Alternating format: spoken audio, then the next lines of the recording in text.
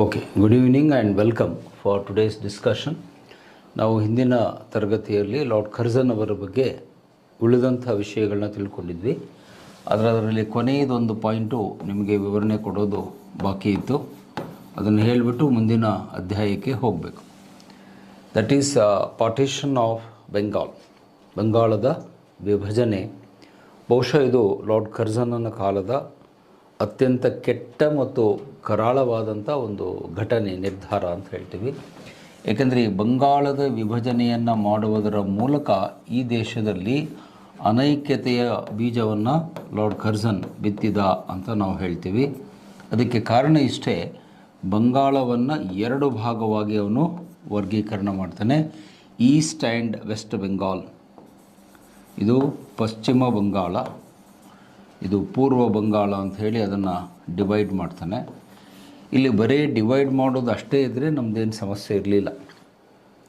ಅಂದರೆ ಆಡಳಿತಾತ್ಮಕವಾಗಿ ಅವನು ಬಂಗಾಳವನ್ನು ವಿಭಜನೆ ಮಾಡೋದಾದರೆ ನೋ ಇಶ್ಯೂ, ಮಾಡ್ಕೊಳ್ಳಿ ಅಂತ ಹೇಳ್ತಿದ್ವಿ.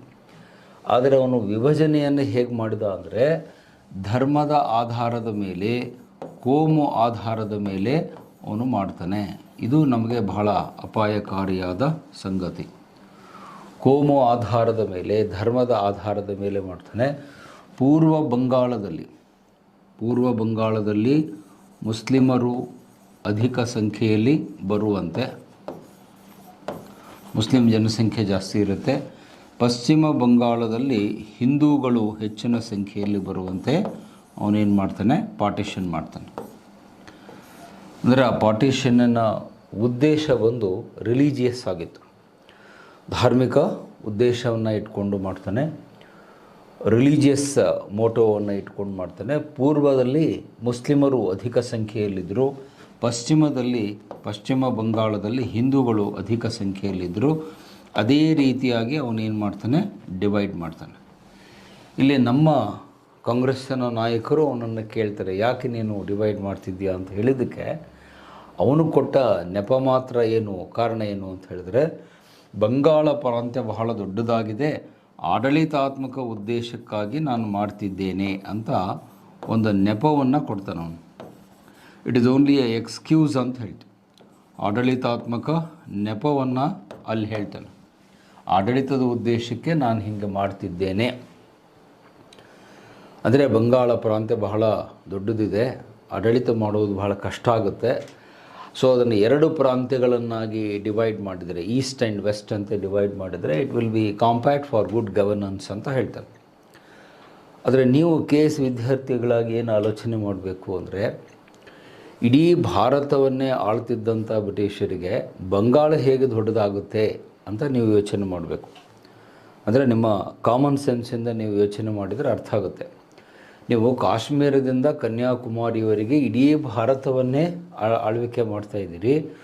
ಇಷ್ಟು ದೊಡ್ಡ ದೇಶವನ್ನು ಆಳುವವರಿಗೆ ಬಂಗಾಳ ಹೇಗೆ ದೊಡ್ಡದಾಗುತ್ತೆ? ಸೊ ಇದು ಈ ಒಂದು ಪಾಯಿಂಟನ್ನು ನಾವು ಎಕ್ಸೆಪ್ಟ್ ಮಾಡಲಿಕ್ಕೆ ಆಗಲ್ಲ. ಇದು ಕೇವಲ ನೆಪ ಅಷ್ಟೇ, ಆಡಳಿತದ ನೆಪವನ್ನು ಕೊಟ್ಟು, ಅದಕ್ಕೆ ಎಕ್ಸ್ಕ್ಯೂಸ್ ಅಂತೀವಿ ನಾವು ಇಂಗ್ಲೀಷಲ್ಲಿ. ಆಡಳಿತದ ನೆಪ ಕೊಟ್ಟು ಅವನು ಪೂರ್ವ ಪಶ್ಚಿಮ ಬಂಗಾಳ ಅಂತ ಯಾಕೆ ಡಿವೈಡ್ ಮಾಡಿದ ಅಂದರೆ, ಹಿಂದೂ ಮುಸ್ಲಿಮರಲ್ಲಿ ವೈರತ್ವವನ್ನು ಮೂಡಿಸುವುದು, ಹಿಂದೂ ಮುಸ್ಲಿಮರಲ್ಲಿ ಒಂದು ಏನು ದ್ವೇಷದ ಭಾವನೆಯನ್ನು ಮೂಡಿಸುವುದು ಅವನ ಉದ್ದೇಶವಾಗಿತ್ತು. ಅಂದರೆ ಇವರ ಮಧ್ಯೆ ಇದ್ದಂಥ ಒಂದು ಸ್ನೇಹ ಸಂಬಂಧಗಳು ಅದು ಅಳೆದು ಹೋಗಬೇಕು. ಈ ವೈರತ್ವ, ದ್ವೇಷದ ಭಾವನೆಯನ್ನು ಮೂಡಿಸುವುದೇ ಅವನ ಮೂಲ ಉದ್ದೇಶ.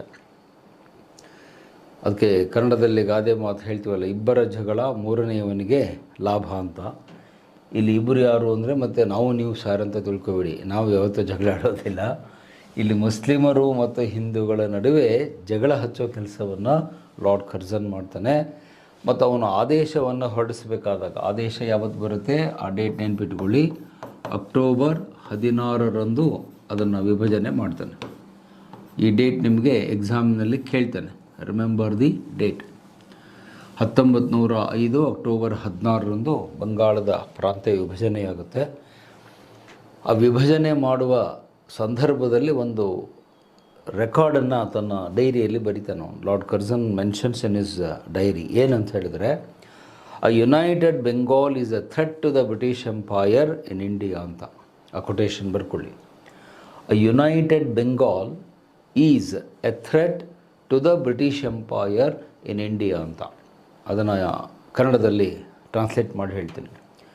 ಸಂಯುಕ್ತವಾದಂತಹ ಬಂಗಾಳ ಅಥವಾ ಏಕೀಕೃತವಾದಂತಹ ಬೆಂಗಾಳ ಏನಿದೆ, ಇದು ಭಾರತದಲ್ಲಿ ಬ್ರಿಟಿಷ್ ಸಾಮ್ರಾಜ್ಯಕ್ಕೆ ದೊಡ್ಡ ಬೆದರಿಕೆಯಾಗಿದೆ, ಗಂಡಾಂತರ ಆಗಿದೆ. ಥ್ರೆಟ್ ಅಂದರೆ ಬೆದರಿಕೆ. ಅಂದರೆ ಬಂಗಾಳ ಒಗ್ಗಟ್ಟಿನಿಂದ ಇದ್ದರೆ ಅದು ಯಾರಿಗೆ ಅಪಾಯ ಅಂತಂದರೆ ಬ್ರಿಟಿಷರಿಗೆ ಅಪಾಯ. ನೋಡಿ, ಈ ಮಾತನ್ನು ಲಾರ್ಡ್ ಕರ್ಜನ್ ಹೇಳ್ತಾನೆ. ಬಹುಶಃ ನಮ್ಮ ಜನಗಳು ಬುದ್ಧಿವಂತರಾಗಿದ್ದರೆ, ಬಟ್ ನಾವು ಆಗಿಲ್ಲ, ಆ ಮಾತು ಬೇರೆ. ಇನ್ನೂ ಆಗೋ ಲಕ್ಷಣಗಳು ನನಗಂತೂ ಕಾಣಿಸ್ತಾ ಇಲ್ಲ. ಸೊ ನಾವು ಬುದ್ಧಿವಂತರಾಗಿದ್ದರೆ ಅವತ್ತೇ ಅರ್ಥ ಮಾಡ್ಕೋಬೇಕಾಗಿತ್ತು. ದೇಶ ಆಳುವ ವೈಸ್ರಾಯ್ ಈ ಮಾತನ್ನು ಹೇಳ್ತಾನೆ, ಹಿಂದೂಗಳು ಮುಸ್ಲಿಮರು ಒಗ್ಗಟ್ಟಾದರೆ ಬ್ರಿಟಿಷರು ಇಲ್ಲಿಂದ ಜಾಗ ಖಾಲಿ ಮಾಡಬೇಕಾಗುತ್ತೆ, ನಾವು ಒಂದಿನೂ ಇರೋಕ್ಕಾಗಲ್ಲ ಅನ್ನೋದು ಲಾರ್ಡ್ ಕರ್ಜನ್ನಿಗೆ ಗೊತ್ತಿತ್ತು. ಆದರೆ ನಮ್ಮ ಜನರಲ್ಲಿ ಈ ಏಕತೆಯ ಒಗ್ಗಟ್ಟು ಬರಲೇ ಇಲ್ಲ, ಇವತ್ತಿನವರೆಗೂ ಬರ್ತಾ ಇಲ್ಲ. ಅದು ಹಿಜಾಬ್ ವಿಚಾರ ಇರ್ಬೋದು, ಮತ್ತೊಂದಿರ್ಬೋದು. ಈಗಲೂ ನಾವು ಹಿಂದೂ ಮುಸ್ಲಿಂ ಜಗಳ ಕಚ್ಚಾಟವನ್ನು ಮಾಡ್ತಾನೇ ಇದ್ದೀವಿ. ಬಹುಶಃ ನಮ್ಮ ಉದ್ದೇಶ ಕರ್ಜನ್ನಿಗೆ ಬೇಜಾರಾಗಬಾರ್ದು. ಒಂದು ಪಾಪ್ ಸಾರ್ ಅವನು ಕಷ್ಟಪಟ್ಟು ಡಿವಿಷನ್ ಮಾಡಿದ್ದಾನೆ, ಅವನಿಗೆ ಯಾಕೆ ಸರ್ ಬೇಜಾರು ಮಾಡೋದು ಅಂತ ಆ ಕರ್ಜನನ ಮೇಲಿನ ಪ್ರೀತಿಯಿಂದ ನಾವು ಹಿಂಗೆ ಮಾಡ್ತಿದ್ದೀವಿ ಏನೋ ಗೊತ್ತಿಲ್ಲ. ಸೊ ಅಂದರೆ ನಮಗೆ ಕ್ಲಿಯರ್ ಕಟ್ ಹಾರ್ಡ್ ಎವಿಡೆನ್ಸ್ ಇಲ್ಲಿ ಸಿಗ್ತಾ ಇದೆ, ಅದನ್ನು ನೀವು ಗಮನಿಸಬೇಕು. A united Bengal is a threat to the British empire ಅಂತ ಡೈರೆಕ್ಟಾಗಿ ದಾಖಲೆಯಲ್ಲಿ ಬರೀತಾನೆ. ಬಂಗಾಳ ಒಟ್ಟಿಗಿದ್ದರೆ, ಒಗ್ಗೂಡಿದರೆ ಬ್ರಿಟಿಷರಿಗೆ ಉಳಿಗಾಲ ಇಲ್ಲ.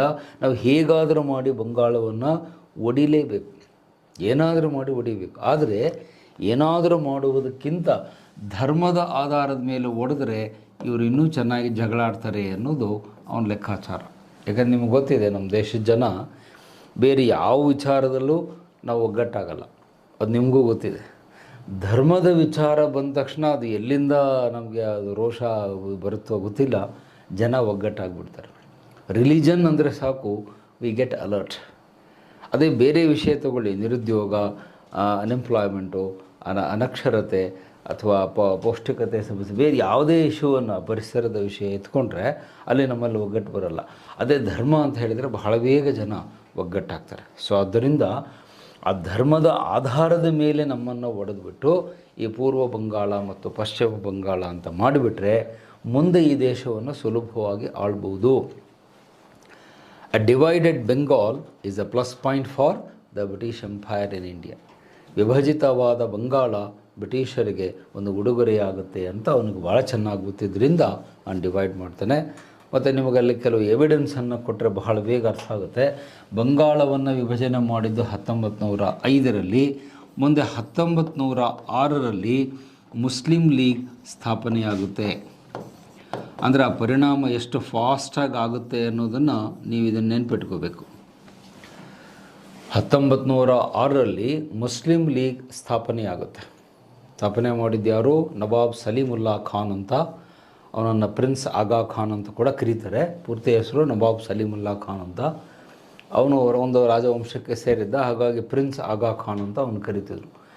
ಸೊ ಅವನು ಢಾಕಾದಲ್ಲಿ 1906ರಲ್ಲಿ ಮುಸ್ಲಿಂ ಲೀಗನ್ನು ಸ್ಥಾಪನೆ ಮಾಡ್ತಾನೆ. ಅಂದರೆ ಇಲ್ಲಿ ನೀವು ಲಾಜಿಕಲ್ಲಾಗಿ ಯೋಚನೆ ಮಾಡಿದರೆ ಅರ್ಥ ಆಗುತ್ತೆ.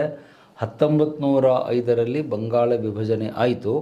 ಒಂದೇ ವರ್ಷಕ್ಕೆ, ಅದರ ಮಾರನೇ ವರ್ಷವೇ ಮುಸ್ಲಿಂ ಲೀಗ್ ಅನ್ನುವಂಥ ಒಂದು ಕೋಮು ಆಧಾರಿತ ಪಕ್ಷ, ಧರ್ಮ ಆಧಾರಿತವಾದ ಪಕ್ಷ ಈ ದೇಶದಲ್ಲಿ ತಲೆ ಎತ್ತು. ಆಗಾ ಖಾನ್ ಅವರು ಅದನ್ನು ಸ್ಥಾಪನೆ ಮಾಡ್ತಾರೆ. ಮುಂದೆ ಇದೇ ಪಕ್ಷ 20ರ ದಶಕದಲ್ಲಿ, ಅಂದರೆ 1920ಸಲ್ಲಿ ಇನ್ನೊಬ್ಬ ಡೇಂಜರಸ್ ಲೀಡರಲ್ಲಿ ಹುಟ್ಟಿಕೊಳ್ತಾನೆ. ಅವನ ಹೆಸರು ನಿಮಗೆಲ್ಲ ಗೊತ್ತಿದೆ, ಹಿಸ್ಟ್ರಿಯಲ್ಲಿ ಓದಿದ್ದೀರಿ, ಮೊಹಮ್ಮದ್ ಅಲಿ ಜಿನ್ನಾ. ಸೊ ಆ ಮೊಹಮ್ಮದ್ ಅಲಿ ಜಿನ್ನಾ ಇದೇ ಮುಸ್ಲಿಂ ಲೀಗಲ್ಲಿ ಬಂದು ಮುಂದೆ ಅವನು ದೇಶ ವಿಭಜನೆಗೆ ಕಾರಣವಾಗ್ತಾನೆ. ಈಗ ಯಾವುದನ್ನು ನೀವು ಪಾರ್ಟಿಷನ್ ಆಫ್ ಬೆಂಗಾಲ್ ಅಂತ ಓದ್ತಿರೋ, ಮುಂದೆ 1947ರಲ್ಲಿ ಅಲ್ಲಿ ಟೈಟಲ್ ಚೇಂಜ್ ಆಗುತ್ತೆ, ಪಾರ್ಟಿಷನ್ ಆಫ್ ಇಂಡಿಯಾ. ಬಂಗಾಳದ ವಿಭಜನೆ ಇದ್ದಿದ್ದು ಭಾರತದ ವಿಭಜನೆ ಆಗುತ್ತೆ.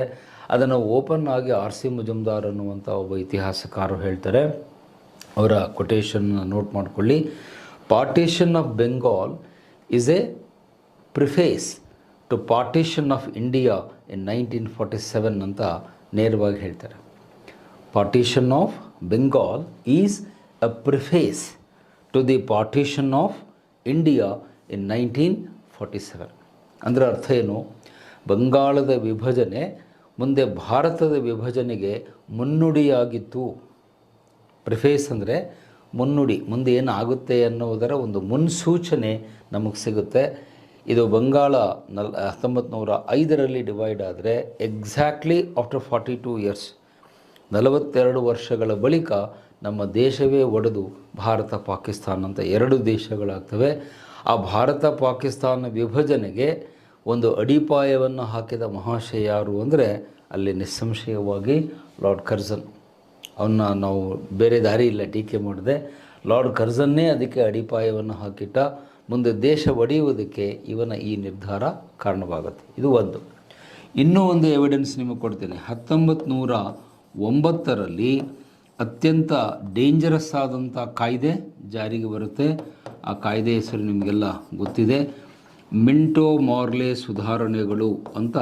ಅದನ್ನು ನೀವು ಹಿಸ್ಟ್ರಿಯಲ್ಲಿ ಓದಿರ್ತೀರಿ. Minto ಮಾರ್ಲೆ reforms 1909ರಲ್ಲಿ. ಅದಕ್ಕೆ ಆ ಹೆಸರು ಬರೋದಕ್ಕೆ ಕಾರಣ ಏನು ಅಂತ ನಿಮಗೆಲ್ಲ ಗೊತ್ತಿದೆ. ಲಾರ್ಡ್ ಮಿಂಟೋ ಅನ್ನುವರು ವೈಸ್ರಾಯ್ ಆಗಿದ್ದರು. ಸರ್ ಜಾನ್ ಮಾರ್ಲೆ ಅನ್ನುವರು ಸೆಕ್ರೆಟರಿ ಆಫ್ ಸ್ಟೇಟ್, ರಾಜ್ಯ ಕಾರ್ಯದರ್ಶಿಯಾಗಿರ್ತಾರೆ. ಅವರಿಬ್ಬರೂ ಸೇರಿ ಇದನ್ನು ಡ್ರಾಫ್ಟು ಕರಡು ಪ್ರತಿ ಮಾಡಿರೋದ್ರಿಂದ ಅದನ್ನು ಮಿಂಟೋ ಮಾರ್ಲೆ ಸುಧಾರಣೆಗಳು ಅಂತ ಹೇಳ್ತೀವಿ. ಅಫಿಷಿಯಲ್ ಆಗಿ ಅದನ್ನು ಏನಂತ ಕರೀತಾರೆ? ಕೌನ್ಸಿಲ್ ಆ್ಯಕ್ಟ್ ಆಫ್ 1909, ಭಾರತೀಯ ಕೌನ್ಸಿಲ್ ಕಾಯ್ದೆ 1909 ಅಂತ ಕರೀತಾರೆ. ಈ ಕಾಯ್ದೆಯ ವಿಶೇಷತೆ ಏನು ಅಂತ ನಿಮಗೆಲ್ಲ ಗೊತ್ತಿದೆ. ಏನು ಕಾಯ್ದೆಯ ವಿಶೇಷತೆ ಮಿಂಟೋ ಮಾರ್ಲೆ ರಿಫಾರ್ಮ್ಸಲ್ಲಿ ಅಂದರೆ ಮುಸ್ಲಿಮರಿಗೆ ಪ್ರತ್ಯೇಕವಾದ ಮೀಸಲಾತಿಯನ್ನು ಅನೌನ್ಸ್ ಮಾಡ್ತಾರೆ. ಅಂದರೆ ಅಲ್ಲಿವರೆಗೂ ನಮ್ಮ ದೇಶದಲ್ಲಿ ಮೀಸಲಾತಿಯ ಚರ್ಚೆ ವಿಚಾರಗಳು ಬಂದಿರಲಿಲ್ಲ. ಓಕೆ, ಆದರೆ ಈಗ ಆ ಮಿಂಟೋ ಮಾರ್ಲೆ ಸುಧಾರಣೆಗಳು ಬಂದ ಮೇಲೆ ಮುಸ್ಲಿಮರಿಗೆ ಪ್ರತ್ಯೇಕವಾದಂಥ ರಿಸರ್ವೇಷನ್ ಅನೌನ್ಸ್ ಆಗುತ್ತೆ. ಅವರಿಗೆ ಪ್ರತ್ಯೇಕವಾದ ಮತದಾರರ ಪಟ್ಟಿ, ಪ್ರತ್ಯೇಕವಾದಂಥ ಮತಕ್ಷೇತ್ರಗಳು, ಮತ್ತು ಎಷ್ಟರ ಮಟ್ಟಿಗೆ ಅಂದರೆ ಶಾಸನ ಸಭೆಯಲ್ಲಿ ಅವರು ಕೂತ್ಕೊಳ್ಳೋದಕ್ಕೆ ಸೀಟಿಂಗ್ ಅರೇಂಜ್ಮೆಂಟ್ ಕೂಡ ಬೇರೆ ಮಾಡ್ತಾರೆ. ನೋಡಿ, ಇದು ನಾವು ಗಂಭೀರವಾಗಿ ಪರಿಗಣಿಸಬೇಕು. ಅಂದರೆ ಶಾಸನ ಸಭೆ ಅಂದರೆ ಅಸೆಂಬ್ಲಿಗಳಲ್ಲಿ ಹಿಂದೂಗಳೆಲ್ಲ ಒಂದು ಕಡೆ ಕೂತ್ಕೋಬೇಕು, ಮುಸ್ಲಿಮರೆಲ್ಲ ಒಂದು ಕಡೆ ಕೂತ್ಕೋಬೇಕು. ಅಂದರೆ ಸೀಟಿಂಗ್ ಅರೇಂಜ್ಮೆಂಟ್ ಅಂತೀವಿ ನಾವು. ಸೀಟಿಂಗ್ ಅರೇಂಜ್ಮೆಂಟಲ್ಲೂ ಕೂಡ ಮುಸ್ಲಿಮರಿಗೆ ಪ್ರತ್ಯೇಕ ಆಸನ ವ್ಯವಸ್ಥೆಯನ್ನು ಈ ಕಾಯ್ದೆ ಮಾಡಿಕೊಡುತ್ತೆ. ಸೊ ಇದರಿಂದ ಮುಂದೇನಾಗುತ್ತೆ ದೇಶದಲ್ಲಿ ಅಂದರೆ ಪ್ರತ್ಯೇಕತಾ ಭಾವನೆ ಬೆಳೆಯುತ್ತೆ. ಸೊ ಮುಸ್ಲಿಮರಲ್ಲಿ ನಾವು ಬೇರೆ, ಹಿಂದೂಗಳು ಬೇರೆ, ನಾವು ಒಂದು ಅಲ್ಲ ಅನ್ನುವ ಒಂದು ವಿಷಬೀಜವನ್ನು ಅವನು ಬಿತ್ತಾನೆ. The seeds of communal separatism ಅಂತ ಹೇಳ್ತೀವಿ. ಆ ಕೋಮು ಪ್ರತ್ಯೇಕತಾವಾದದ ವಿಷಬೀಜಗಳನ್ನು ನಮ್ಮ ಮನಸ್ಸಿನಲ್ಲಿ ಬಿತ್ತಿದ್ಯಾರು ಅಂದರೆ ಲಾರ್ಡ್ ಕರ್ಜನ್. ಹಾಗಾಗಿ ಅವನನ್ನು ಇತಿಹಾಸಕಾರರು ಬಹಳ ಸ್ಟ್ರಾಂಗ್ ಆಗಿ ಟೀಕೆ ಮಾಡ್ತಾರೆ. ಡಾಕ್ಟರ್ ಬಿಪಿನ್ ಚಂದ್ರ ಅವರು ಹೇಳ್ತಾರೆ, it is A Himalayan Blender ಅಂತ ಕರೀತಾರೆ. ಆ ವರ್ಡ್ ನೋಟ್ ಮಾಡಿ, ನಿಮ್ಮ ಎಕ್ಸಾಮ್ನಲ್ಲಿ ಈ ಥರದ ಪದಗಳನ್ನು ಕೇಳ್ತಾರೆ. ಬಂಗಾಳದ ವಿಭಜನೆಯನ್ನು ಹಿಮಾಲಯನ್ ಬ್ಲೆಂಡರ್ ಎಂದು ಯಾರು ಕರೆದರು ಅಂತ ಹೇಳಿದರೆ it is Bipin Chandra the historian. ಅವ್ರು ಹೇಳ್ತಾರೆ, ಇವನು ಮಾಡಿದ್ದು ಸಣ್ಣ ತಪ್ಪಲ್ಲ. ಈ ಸಣ್ಣ ತಪ್ಪಾದರೆ ಇಂಗ್ಲೀಷ್ನಲ್ಲಿ ಮಿಸ್ಟೇಕ್ ಅಂತಾರೆ. ಬ್ಲೆಂಡರ್ ಅಂದರೆ ಕ್ಷಮಿಸಲಾಗದ ಅತಿ ದೊಡ್ಡ ತಪ್ಪು. ಅದಕ್ಕೆ ಕ್ಷಮೆಯೇ ಇಲ್ಲ, ಅದನ್ನು ಯಾರೂ ಕ್ಷಮಿಸೋಕ್ಕೆ ಸಾಧ್ಯವೇ ಇಲ್ಲ. ಅದನ್ನು ಇಂಗ್ಲೀಷ್ನಲ್ಲಿ ಬ್ಲೆಂಡರ್ ಅಂತಾರೆ. ಅದಕ್ಕೆ ಬಿಪಿನ್ ಚಂದ್ರ ಮತ್ತೊಂದು ಅಡ್ಜೆಕ್ಟಿವ್ ಸೇರಿಸಿ ಇದು ಸಾಮಾನ್ಯವಾದ ಬ್ಲೆಂಡರ್ ಅಲ್ಲ, ಹಿಮಾಲಯನ್ ಬ್ಲೆಂಡರ್. ಹಿಮಾಲಯದಷ್ಟು ಎತ್ತರವಾದ ತಪ್ಪನ್ನು ಈ ದೇಶದಲ್ಲಿ ಮಾಡಿದ ಯಾರು? Lord Curzon. ಹಾಗಾಗಿ ಈ ದೇಶ ಇರುವವರೆಗೂ ನಾವು ಕರ್ಜನನ್ನು ಕ್ಷಮಿಸಲ್ಲ. Curzon has no excuse as long as India is there. ಇವತ್ತು ಇಂಡಿಯಾ ಪಾಕಿಸ್ತಾನ ಸಮಸ್ಯೆ ಉದ್ಭವಿಸ್ತಾ ಇದೆ ಅಂದರೆ ಅದಕ್ಕೆ ಈ ವ್ಯಕ್ತಿ ಅಡಿಪಾಯ ಹಾಕ್ತಾನೆ. ಆ ಪಾಕಿಸ್ತಾನ ಹುಟ್ಟುವುದಕ್ಕೆ ಈ ಬಂಗಾಳದ ವಿಭಜನೆಯೇ ಮೂಲ ಕಾರಣ. ಅಂದರೆ ಪಾಕಿಸ್ತಾನದ ಒಂದು ಬೀಜ ಮೊದಲು ಬಿತ್ತಿದ್ಯಾರು ಅಂದರೆ ಲಾರ್ಡ್ ಕರ್ಜನ್. ಸೊ ಹಾಗಾಗಿ ಇವನ ಕಾಲದ ಈ ಘಟನೆ ಬಹಳ ಟೀಕೆಗೆ, ವಿಮರ್ಶೆಗೆ ಒಳಗಾಗುತ್ತೆ. ನಾವು ಬೇರೆ ವಿಚಾರದಲ್ಲಿ ಲಾರ್ಡ್ ಕರ್ಜನನ್ನು ಅಪ್ರಿಷಿಯೇಟ್ ಮಾಡ್ತೀವಿ. ಅದನ್ನು ನಿನ್ನೆಯ ಚರ್ಚೆಯಲ್ಲಿ ಹೇಳಿದೆ. ಸ್ಮಾರಕಗಳ ಸಂರಕ್ಷಣೆ ಮಾಡಿದ, ಕೃಷಿ ಸುಧಾರಣೆ ಮಾಡಿದ, ಆನಂತರ ಪೊಲೀಸ್ ಇಲಾಖೆಯನ್ನು ಬಲಪಡಿಸಿದ, ನಮ್ಮ ದೇಶದಲ್ಲಿ ಕರೆನ್ಸಿ ನೋಟುಗಳನ್ನು ಜಾರಿಗೆ ತಂದ, ವಿಶ್ವವಿದ್ಯಾಲಯ ಕಾಯ್ದೆಯನ್ನು ಮಾಡಿದ. ಅದೆಲ್ಲ ಒಳ್ಳೆಯದು, ಆಲ್ ದಟ್ ಈಸ್ ಫೈನ್. ಆದರೆ ಅವನು ಮಾಡಿದಂಥ ಎಲ್ಲ ಒಳ್ಳೆಯ ಕೆಲಸಗಳು ಈ ಒಂದು ಕೆಲಸದಿಂದ ಏನಾಯಿತು? ಎಲ್ಲ ನಾಶವಾಗಿ ಹೋಯಿತು. ಅದು ನಮ್ಮ ಹಳ್ಳಿ ಭಾಷೆಯಲ್ಲಿ ಹೇಳೋದಾದರೆ ಈ ಹೊಳೆಯಲ್ಲಿ ಹುಣಸೆಹಣ್ಣು ಹಿಂಡಿದರು ಅಂತ ಹೇಳ್ತಾರಲ್ಲ, ಎಲ್ಲ ವ್ಯರ್ಥವಾಗೋಯ್ತು. ಮಾಡಿದ್ದೆಲ್ಲ ಒಳ್ಳೆಯ ಕೆಲಸ ಇಲ್ಲಿ ಡೈಲ್ಯೂಟ್ ಆಗೋಯ್ತು. ಆದರೆ ಅದು ನೀವು ಒಂದು ತಕ್ಕಡಿಯಲ್ಲಿಟ್ಟರೆ ಒಳ್ಳೆ ಕೆಲಸಗಳೆಲ್ಲ ಒಂದು ತಕ್ಕಡಿಯಲ್ಲಿಟ್ಟು ಈ ಪಾರ್ಟಿಷನ್ ಆಫ್ ಬೆಂಗಾಲ್ ಒಂದು ಕಡೆ ಇಟ್ಬಿಟ್ರೆ ಇದೇ ಭಾರ ಜಾಸ್ತಿ ಆಗುತ್ತೆ. ಕರ್ಜನ್ನಲ್ಲಿ ಈ ಭಾರನೇ ಜಾಸ್ತಿ ಆಗುತ್ತೆ, ಮಿಕ್ಕದ್ದು ಕಡಿಮೆ ಆಗುತ್ತೆ. ಆ ಒಂದು ತಪ್ಪು ಅವನು ಕ್ಷಮಿಸಲಾಗದ ತಪ್ಪು ಮಾಡ್ತಾನೆ. ಅಲ್ಲಿಂದ ಮುಂದೆ ಆ ಬಂಗಾಳದ ವಿಭಜನೆ ಆದಮೇಲೆ ನಮ್ಮ ದೇಶದ ಸ್ವಾತಂತ್ರ್ಯ ಚಳವಳಿ ಚುರುಕುಗೊಳ್ಳುತ್ತೆ ಮತ್ತು ಇದರ ಬೆನ್ನಲ್ಲೇ ಕ್ರಾಂತಿಕಾರಿಗಳು ಎಚ್ಚೆತ್ತುಕೊಳ್ತಾರೆ. ಬಂಗಾಳ ವಿಭಜನೆ ಆದಮೇಲೇ ಎಕ್ಸ್ಟ್ರೀಮಿಸ್ಟ್ಗಳು ಕ್ರಾಂತಿಕಾರಿಗಳು ಬರ್ತಾರೆ. ಮುಖ್ಯವಾಗಿ ಲಾಲಾ ಲಜಪತ್ ರಾಯ್, ಬಾಲ್ ಗಂಗಾಧರ್ ತಿಲಕ್, ಬಿಪಿನ್ ಚಂದ್ರಪಾಲ್, 3 ಟಾಪ್ ಲೀಡರ್ಸ್ ಅವರು ಮುನ್ನೆಲೆಗೆ ಬರೋದೇ ಈ ಬಂಗಾಳದ ವಿಭಜನೆ ಆದಮೇಲೆ. ಅದಕ್ಕೆ ಮುಂಚೆ ಅಲ್ಲ, ಅದಾದಮೇಲೆ ಅವರು ಆ್ಯಕ್ಟಿವ್ ಆಗ್ತಾರೆ. ಬಹುಶಃ ಕೊನೆಯದಾಗಿ ಅವನ ಬಗ್ಗೆ ಹೇಳೋದಾದರೆ, ಈ ಬಂಗಾಳ ವಿಭಜನೆ ಮಾಡಿದ್ದು ನಮಗೆ ಒಂಥರ ಇಂಡೈರೆಕ್ಟ್ಲಿ ಪ್ಲಸ್ ಪಾಯಿಂಟ್ ಆಯಿತು. ಭಾರತೀಯರಿಗೆ ಒಂಥರ ಪ್ಲಸ್ ಪಾಯಿಂಟು. ಯಾಕಂದರೆ ಭಾರತೀಯರ ನಮ್ಮ ಸಮಸ್ಯೆ ಏನು ಅಂದರೆ ಸ್ಟಾರ್ಟಿಂಗ್ ಟ್ರಬಲ್ ಅಂತ ಹೇಳ್ತಿರ್ತೀನಿ ನಾನು ಕ್ಲಾಸಲ್ಲಿ. ಅಂದರೆ ನಾವು ಸ್ವಯಂವಾಗಿ ಆ್ಯಕ್ಟಿವೇಟ್ ಆಗಲ್ಲ, ನಮ್ಗೆ ಯಾರಾದರೂ ಪುಷ್ ಮಾಡೆಲ್ ಇಂಜನ್ ಅಂತ ಹೇಳ್ತೀನಿ. ಸ್ವಲ್ಪ ಗಾಡಿ ದಬ್ಬಿದರೆ ಅದು ಸ್ಟಾರ್ಟ್ ಆಗುತ್ತೆ, ಹಂಗೆ ಸ್ಟಾರ್ಟ್ ಆಗಲ್ಲ. ಸೊ ಭಾರತೀಯರಿಗೆ ಯಾರಾದರೂ ಈ ಥರ ಪುಷ್ ಮಾಡಬೇಕು, ಕೆಣಕಬೇಕು. ನಿಮ್ಮನ್ನು ಕೆಣಕಿದರೆ ಕೆಲಸ ಮಾಡ್ತಾರೆ. ನೋಡೋ ನೀನು ಕೇಸ್ ಮಾಡೋಕ್ಕಾಗಲ್ಲ ಅಂತ ಯಾರಾದ್ರು ಅಂದ್ಬಿಟ್ರೆ ಅವನು ಆವತ್ತಿಂದ ರಾತ್ರಿ 12 ತನಕ ಓದೋಕ್ಕೆ ಶುರು ಮಾಡ್ತಾನೆ. ನಾನು ಕೇಸ್ ಮಾಡಿ ತೋರಿಸ್ತೀನಿ ಅಂತ. ಅಂದರೆ ಯಾರಾದರೂ ನಮ್ಮನ್ನು ಪ್ರವೋಕ್ ಮಾಡಬೇಕು. ಸೊ ಇಲ್ಲಿ ಆ ಬಂಗಾಳದ ವಿಭಜನೆ ಮಾಡಿದ್ದು ನಮ್ಮ ನಾಯಕರಿಗೆ, ನಮ್ಮ ಕ್ರಾಂತಿಕಾರಿಗಳಿಗೆ ಒಂಥರ ಫೋರ್ಸ್ ಸಿಕ್ಕಂಗಾಯಿತು. ಇಲ್ಲಿಂದ ಜೋರಾಗಿ ನಮ್ಮ ಫ್ರೀಡಮ್ ಮೂಮೆಂಟ್ ನಡೆಯುತ್ತೆ.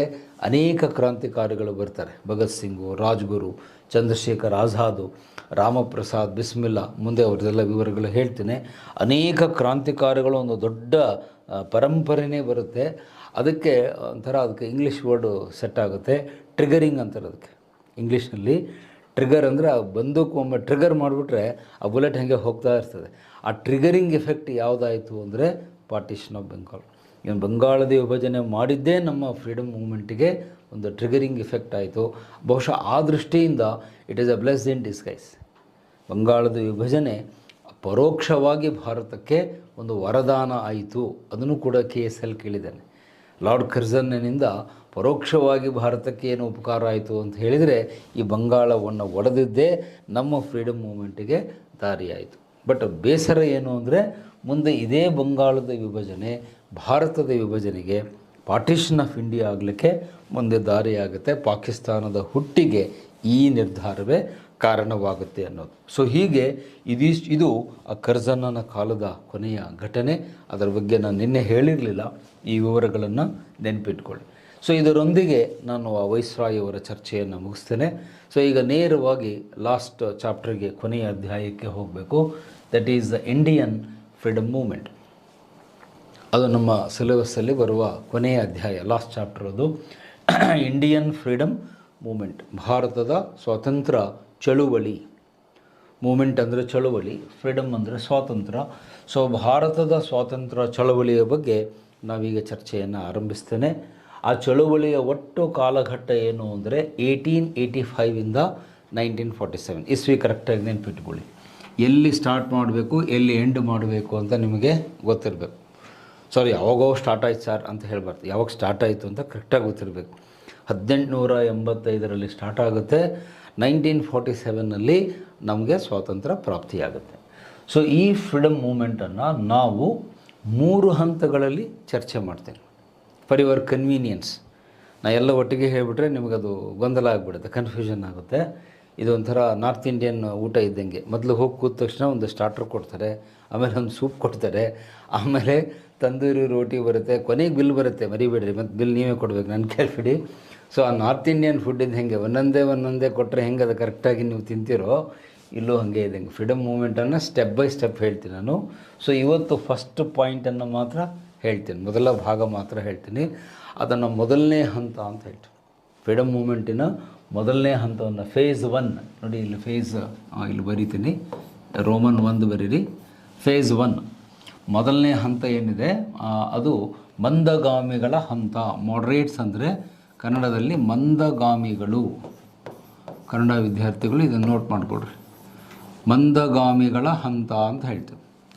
ಸೊ ಈ ಮಂದಗಾಮಿಗಳ ಹಂತ ಎಲ್ಲಿಂದ ಎಲ್ಲಿವರೆಗೆ ಅಂತ ಹೇಳಿದರೆ 1885ಇಂದ 1907, 1885ರಿಂದ 1907ರವರೆಗೆ ನಮ್ಮ ಮೊದಲ ಹಂತದ ಚಳವಳಿ ನಡೆಯುತ್ತೆ. ಸೊ ಈ ಚಳವಳಿಯನ್ನು ಈ 4 ಸಬ್ ಪಾಯಿಂಟ್ಸಲ್ಲಿ ನಾನು ಡಿಸ್ಕಸ್ ಮಾಡ್ತೇನೆ. ಒಂದು, ಬರ್ತ್ ಆಫ್ ದಿ ಕಾಂಗ್ರೆಸ್, ಕಾಂಗ್ರೆಸ್ಸಿನ ಜನನ ಅಥವಾ ಹುಟ್ಟು. ಅದನ್ನು ಬರೀ ಕಾಂಗ್ರೆಸ್ ಅನ್ನೋದಕ್ಕಿಂತ ಇಲ್ಲಿ ಮುಂದೆ ಸ್ವಲ್ಪ ಆ್ಯಡ್ ಮಾಡಿಕೊಳ್ಳಿ, ಐ ಎನ್ ಸಿ ಅಂದರೆ ನಿಮಗೆ ಕರೆಕ್ಟಾಗಿ ನೆನಪಿರುತ್ತೆ, ಇಂಡಿಯನ್ ನ್ಯಾಷನಲ್ ಕಾಂಗ್ರೆಸ್, ಭಾರತ ರಾಷ್ಟ್ರೀಯ ಕಾಂಗ್ರೆಸ್. ಸೊ ಈ ಕಾಂಗ್ರೆಸ್ ಹೇಗೆ ಹುಟ್ಟಿತು, ಇದರ ಹಿನ್ನೆಲೆ ಏನು ಅಂತ ಮೊದಲು ತಿಳ್ಕೋಬೇಕು. ಸೆಕೆಂಡ್ ಪಾಯಿಂಟಲ್ಲಿ ಇಂಪಾರ್ಟೆಂಟ್ ಲೀಡರ್ಸ್, ಪ್ರಮುಖ ನಾಯಕರು ಯಾರು, ಮಂದಗಾಮಿಗರು ಅಂದರೆ ಯಾರು. ಆಮೇಲೆ ಭಾಳ ಜನ ವಿದ್ಯಾರ್ಥಿಗಳಿಗೆ ಹೆಸರೇ ಗೊತ್ತಿರಲ್ಲ, ಒಂದೆರಡು ಹೇಳ್ತಾರೆ, ದಾದಾಬಾಯಿ ನವರೋಜಿ, ಗೋಪಾಲ ಕೃಷ್ಣ ಗೋಖಲೆ, ಅದಾದಮೇಲೆ ಎಟ್ಸೆಟ್ರಾ ಅಂತಾರೆ. ಇದು ಭಾಳ ಡೇಂಜರಸ್ ವರ್ಡು. ಎಟ್ಸೆಟ್ರಾ ಅನ್ನೋದು ಭಾಳ ಡೇಂಜರಸ್ ವರ್ಡ್, ಅಂದರೆ ಮುಂದೆ ಗೊತ್ತಿಲ್ಲ ಅಂತ ಅರ್ಥ. ಎಟ್ಸೆಟ್ರಾ ಅಂದರೆ ಮುಂದಿನ ಹೆಸರು ಗೊತ್ತಿಲ್ಲ ಅಂತ. ಸೊ ಅಲ್ಲಿ ಸುಮಾರು ಜನ ನಾಯಕರು ಬರ್ತಾರೆ, ಆಮೇಲೆ ಅವ್ರ ಲಿಸ್ಟ್ ಬರಿತೇನೆ ನನ್ನ ಬೋರ್ಡ್ ಮೇಲೆ. ಪ್ರಮುಖ ನಾಯಕರು ಯಾರು ಅಂತ ಅವರ ಹೆಸರುಗಳು, ಅವ್ರ ಬಗ್ಗೆ ಒಂದಷ್ಟು ವಿವರ ತಿಳ್ಕೊಬೇಕು.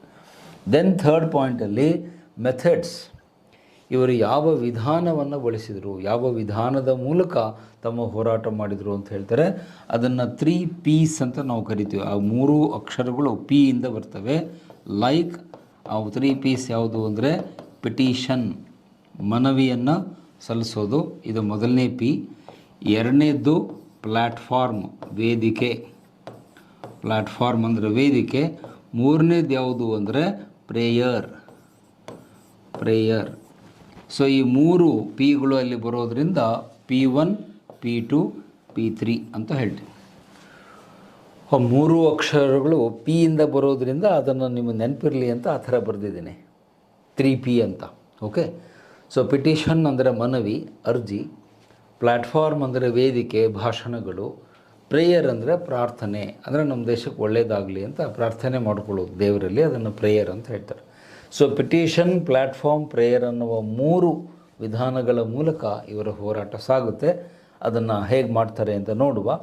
ಆಮೇಲೆ ಲಾಸ್ಟ್ ಕೊನೆಯಲ್ಲಿ ವೈ ದೇ ಫೇಲ್ಡ್, ಯಾಕೆ ವಿಫಲರಾದರು, ಇವ್ರು ಯಾಕೆ ಸಕ್ಸಸ್ಫುಲ್ ಆಗಲಿಲ್ಲ, ವಿಫಲತೆ ಯಾಕಾಯಿತು, ಇವರು ತಮ್ಮ ಗುರಿಯಲ್ಲಿ ಯಾಕೆ ಸಕ್ಸಸ್ಫುಲ್ ಆಗಲಿಲ್ಲ, ಮಂದಗಾಮಿಗಳು ಯಾಕೆ ಗುರಿಯನ್ನು ತಲುಪಲಿಕ್ಕಾಗಲಿಲ್ಲ ಅನ್ನೋದಕ್ಕೆ ಕೆಲವು ಕಾರಣಗಳಿವೆ, ರೀಸನ್ಸ್ ಇವೆ, why they were not successful ಅಂತ. ಸೊ ಇದಿಷ್ಟನ್ನು ನಾವು ನೋಡಬೇಕು. ಸೊ ಈಗ ನೆಕ್ಸ್ಟ್ ಸ್ಲೈಡಿಗೆ ಹೋಗ್ತೀನಿ. ನಾನು ಫಸ್ಟ್ ಪಾಯಿಂಟನ್ನು ಹೇಳ್ತೀನಿ, birth of the Congress. Yes, so birth of the Congress, ಈ ಮೊದಲು ಅದರ ಬಗ್ಗೆ ನೀವು ತಿಳ್ಕೊಳ್ಬೇಕು. ಕಾಂಗ್ರೆಸ್ಸಿನ ಒಂದು ಸ್ಥಾಪನೆ ಹೇಗಾಯಿತು, ಅದರ ಹಿನ್ನೆಲೆ ಏನು. ಕಾಂಗ್ರೆಸ್ಸಿನ ಸ್ಥಾಪನೆ 1885ರಲ್ಲಾಗುತ್ತೆ. ಡೇಟ್ ಕೂಡ ನಿಮಗೆ ಎಕ್ಸಾಮ್ನಲ್ಲಿ ಕೇಳ್ತಾನೆ, ಡಿಸೆಂಬರ್ 28. ಪ್ಲೇಸ್ ಬಂದು ಬಾಂಬೆ. ಸೊ ಈ ಕಾಂಗ್ರೆಸ್ಸಿನ ಸ್ಥಾಪನೆ ಹೇಗಾಯಿತು ಅಂತ ತಿಳ್ಕೊಳ್ಳೋಕ್ಕಿಂತ ಮುಂಚೆ ನಿಮ್ಮ ಪರೀಕ್ಷಾ ದೃಷ್ಟಿಯಿಂದ ಈ ಕಾಂಗ್ರೆಸ್ ಅನ್ನುವಂಥ ಪದ ಹೇಗೆ ಬಂತು ಅಂತ ಮೊದಲು ನಮಗೆ ಗೊತ್ತಾಗಬೇಕು. ಭಾಳಷ್ಟು ಜನರಿಗೆ ಇದು ಗೊತ್ತಿರಲ್ಲ. ಕಾಂಗ್ರೆಸ್ ಅನ್ನೋ ವರ್ಡು ಹೇಗೆ ಸರ್ ಬಂತು, ನೀವು ಅದನ್ನು ಓದಿರ್ತೀರಿ, NCERT ಪುಸ್ತಕಗಳು ಓದಿದರೆ ಐಡಿಯಾ ಇರುತ್ತೆ. ಈ ಕಾಂಗ್ರೆಸ್ ಅನ್ನುವಂಥ ಶಬ್ದವನ್ನು ಸಜೆಸ್ಟ್ ಮಾಡಿದಂಥ ವ್ಯಕ್ತಿ ಇಂಡಿಯನ್ ಅಲ್ಲ, ಒಬ್ಬ ನಿವೃತ್ತ ಬ್ರಿಟಿಷ್ ಅಧಿಕಾರಿ ಎವೋ ಹ್ಯೂಮ್ ಅಂತ ಅವನ ಹೆಸರು. ಪೂರ್ತಿ ಹೆಸರು ಅಲೆನ್ ಆಕ್ಟೇವಿಯಸ್ ಹ್ಯೂಮ್ ಅಂತ. ನಿಮ್ಮ ಟೆಕ್ಸ್ಟ್ ಬುಕ್ನಲ್ಲೆಲ್ಲ ಎವೋ ಹ್ಯೂಮ್ ಅಂತ ಕೊಟ್ಟಿರ್ತಾನೆ. ಓಕೆ. ಸೊ ಈ ಕಾಂಗ್ರೆಸ್ ಅನ್ನುವ ಪದವನ್ನು ಮೊದಲು ಬಳಸಿದವನು, ಸೂಚಿಸಿದವನು ಎವೋ ಹ್ಯೂಮ್, ರಿಟೈರ್ಡ್ ಬ್ರಿಟಿಷ್ ಆಫೀಸರ್. ಅವನು ಯಾಕೆ ಈ ಶಬ್ದವನ್ನು ಬಳಸಿದ, ಎಷ್ಟೊಂದು ಶಬ್ದಗಳು ಡಿಕ್ಷನರಿಯಲ್ಲಿವೆ, ಅದನ್ನೆಲ್ಲ ಬಿಟ್ಟು ಕಾಂಗ್ರೆಸ್ ಅಂತಲೇ ಅವನು ಯಾಕೆ ಕರೆದ ಅನ್ನೋದು ನಿಮಗೆ ಗೊತ್ತಾಗಬೇಕು. ಅಂದರೆ ಅದಕ್ಕೆ ಸ್ವಲ್ಪ ಒಂದು ಬ್ಯಾಕ್ಗ್ರೌಂಡ್ ಇನ್ಫಾರ್ಮೇಷನ್ ಇದೆ. ಕಾಂಗ್ರೆಸ್ ಬರುವುದಕ್ಕಿಂತ ಮುಂಚೆ ನಮ್ಮ ದೇಶದಲ್ಲಿ ಬೇರೆ ಬೇರೆ ಸಂಘಟನೆಗಳು ಕೆಲಸ ಮಾಡ್ತಿದ್ವು. ಅಂದರೆ ಇದೇ ಮೊದಲಲ್ಲ, ಇದೇ ಫಸ್ಟ್ ಅಲ್ಲ. ಕಾಂಗ್ರೆಸ್ ಬರುವುದಕ್ಕಿಂತ ಮೊದಲೇ ಕೆಲವು ಸಂಸ್ಥೆಗಳು ಸಂಘಟನೆಗಳು ನಮ್ಮ ದೇಶದಲ್ಲಿ ಕೆಲಸ ಮಾಡ್ತಾಯಿದ್ವು. ಫಾರ್ ಎಕ್ಸಾಂಪಲ್ ಉದಾಹರಣೆ ಕೊಡೋದಾದರೆ, ಕಲ್ಕತ್ತಾದಲ್ಲಿ ಇಂಡಿಯನ್ ನ್ಯಾಷನಲ್ ಅಸೋಸಿಯೇಷನ್ ಅಂತ ಒಂದು ಸಂಸ್ಥೆ ಇತ್ತು. ಇಲ್ಲಿ ಕಲ್ಕತ್ತಾದಲ್ಲಿ ಇಂಡಿಯನ್ ನ್ಯಾಷನಲ್ ಅಸೋಸಿಯೇಷನ್ ಅಂತ ಕರಿತಾಯಿದ್ರು. ಅದು 1876ರಲ್ಲಿ ಅಸ್ತಿತ್ವಕ್ಕೆ ಬಂದಿತ್ತು. ಅದನ್ನು ಸ್ಟಾರ್ಟ್ ಮಾಡಿದವರು ಯಾರು ಅಂದರೆ SN ಬ್ಯಾನರ್ಜಿ, ಸುರೇಂದ್ರನಾಥ್ ಬ್ಯಾನರ್ಜಿ ಅನ್ನುವರು ಅದನ್ನು ಸ್ಟಾರ್ಟ್ ಮಾಡಿದರು. ಸೊ ಅದು 1876ಇಂದ ಆಲ್ರೆಡಿ ಕೆಲಸ ಮಾಡ್ತಾ ಇತ್ತು ಇಲ್ಲಿ ಕಲ್ಕತ್ತಾದಲ್ಲಿ. ಆನಂತರ 1882ಕ್ಕೆ 1882ಕ್ಕೆ ಮಡ್ರಾಸ್ ಮಹಾಜನ್ ಸಭಾ ಅಂತ ಮತ್ತೊಂದು ಸಂಸ್ಥೆ ಹುಟ್ಕೊಳ್ಳುತ್ತೆ. ಮಡ್ರಾಸ್ ಮಹಾಜನ್ ಸಭಾ ಅಂತ ಕರೀತಾರೆ. ಅದನ್ನು ಸ್ಟಾರ್ಟ್ ಮಾಡಿದ್ದು ಯಾರು ಅಂದರೆ ಜಿ ಸುಬ್ರಹ್ಮಣ್ಯ ಅಯ್ಯರ್, ನಮ್ಮ ಹಿಂದೂ ಪತ್ರಿಕೆಯ ಸ್ಥಾಪಕರು, founder of Hindu paper G Subramaniam Iyer ಅವರು ಮಡ್ರಾಸ್ ಮಹಾಜನ್ ಸಭಾ ಅಂಥೇಳಿ ಮಡ್ರಾಸಲ್ಲಿ ಒಂದು ಸಂಘ ಕಟ್ಟಿರ್ತಾರೆ. ಯಾವಾಗ? 1882. ಆಮೇಲೆ 1883ರಲ್ಲಿ ಬಾಂಬೆಯಲ್ಲಿ ಮತ್ತೊಂದು ಸಂಸ್ಥೆ ಅಸ್ತಿತ್ವಕ್ಕೆ ಬರುತ್ತೆ, 1883. ಅದರ ಹೆಸರು ಏನು ಅಂದರೆ Bombay presidency association. Bombay presidency association ಅಂತ ಕರೀತಾರೆ. ಅದನ್ನು ಸ್ಟಾರ್ಟ್ ಮಾಡಿದ್ದು ಯಾರು ಅಂದರೆ ಫಿರೋಜ್ ಶಾ ಮೆಹ್ತಾ ಮತ್ತು ದಿನ್ ಶಾ ವಾಚಾ ಅಂತ. ಫಿರೋಜ್ ಶಾ ಮೆಹ್ತಾ ಮತ್ತು ದಿನ್ ಶಾ ವಾಚಾ ಅನ್ನುವರು ಆ ಬಾಂಬೆ ಪ್ರೆಸಿಡೆನ್ಸಿ ಅಸೋಸಿಯೇಷನನ್ನು 1883ರಲ್ಲಿ ಮುಂಬೈಯಲ್ಲಿ ಸ್ಥಾಪನೆ ಮಾಡಿರ್ತಾರೆ. ಇನ್ನು 1884ರಲ್ಲಿ ಜಸ್ಟ್ ಒಂದು ವರ್ಷ ಮುಂಚೆ, ಕಾಂಗ್ರೆಸ್ ಬರುವುದಕ್ಕಿಂತ ಒಂದು ವರ್ಷ ಮುಂಚೆ 1884ರಲ್ಲಿ ಇದೇ ಎವೋ ಹ್ಯೂಮ್ ಇವನು ಒಂದು ಸಂಸ್ಥೆಯನ್ನು ಸ್ಟಾರ್ಟ್ ಮಾಡಿರ್ತಾನೆ. ಅದಕ್ಕೆ ಅವನು ಕೊಟ್ಟ ಹೆಸರೇನು? ಇಂಡಿಯನ್ ನ್ಯಾಷನಲ್ ಯೂನಿಯನ್ ಅಂತ ಅದಕ್ಕೆ ಹೆಸರು ಕೊಟ್ಟಿರ್ತಾನೆ. ಕಾಂಗ್ರೆಸ್ ಅಲ್ಲ, ಇಂಡಿಯನ್ ನ್ಯಾಷನಲ್ ಯೂನಿಯನ್ ಅಂತ ಒಂದು ಸಂಸ್ಥೆಯನ್ನು ಇವನು ಸ್ಟಾರ್ಟ್ ಮಾಡಿರ್ತಾನೆ ಕಲ್ಕತ್ತಾದಲ್ಲಿ. ಬಟ್ ಇದರ ವಿಶೇಷತೆ ಏನು ಅಂದರೆ ಇದರಲ್ಲೆಲ್ಲ ಮೆಂಬರ್ಸ್ಗಳು ಬ್ರಿಟಿಷರಿದ್ದರು, ಭಾರತೀಯರು ಯಾರೂ ಇರಲಿಲ್ಲ.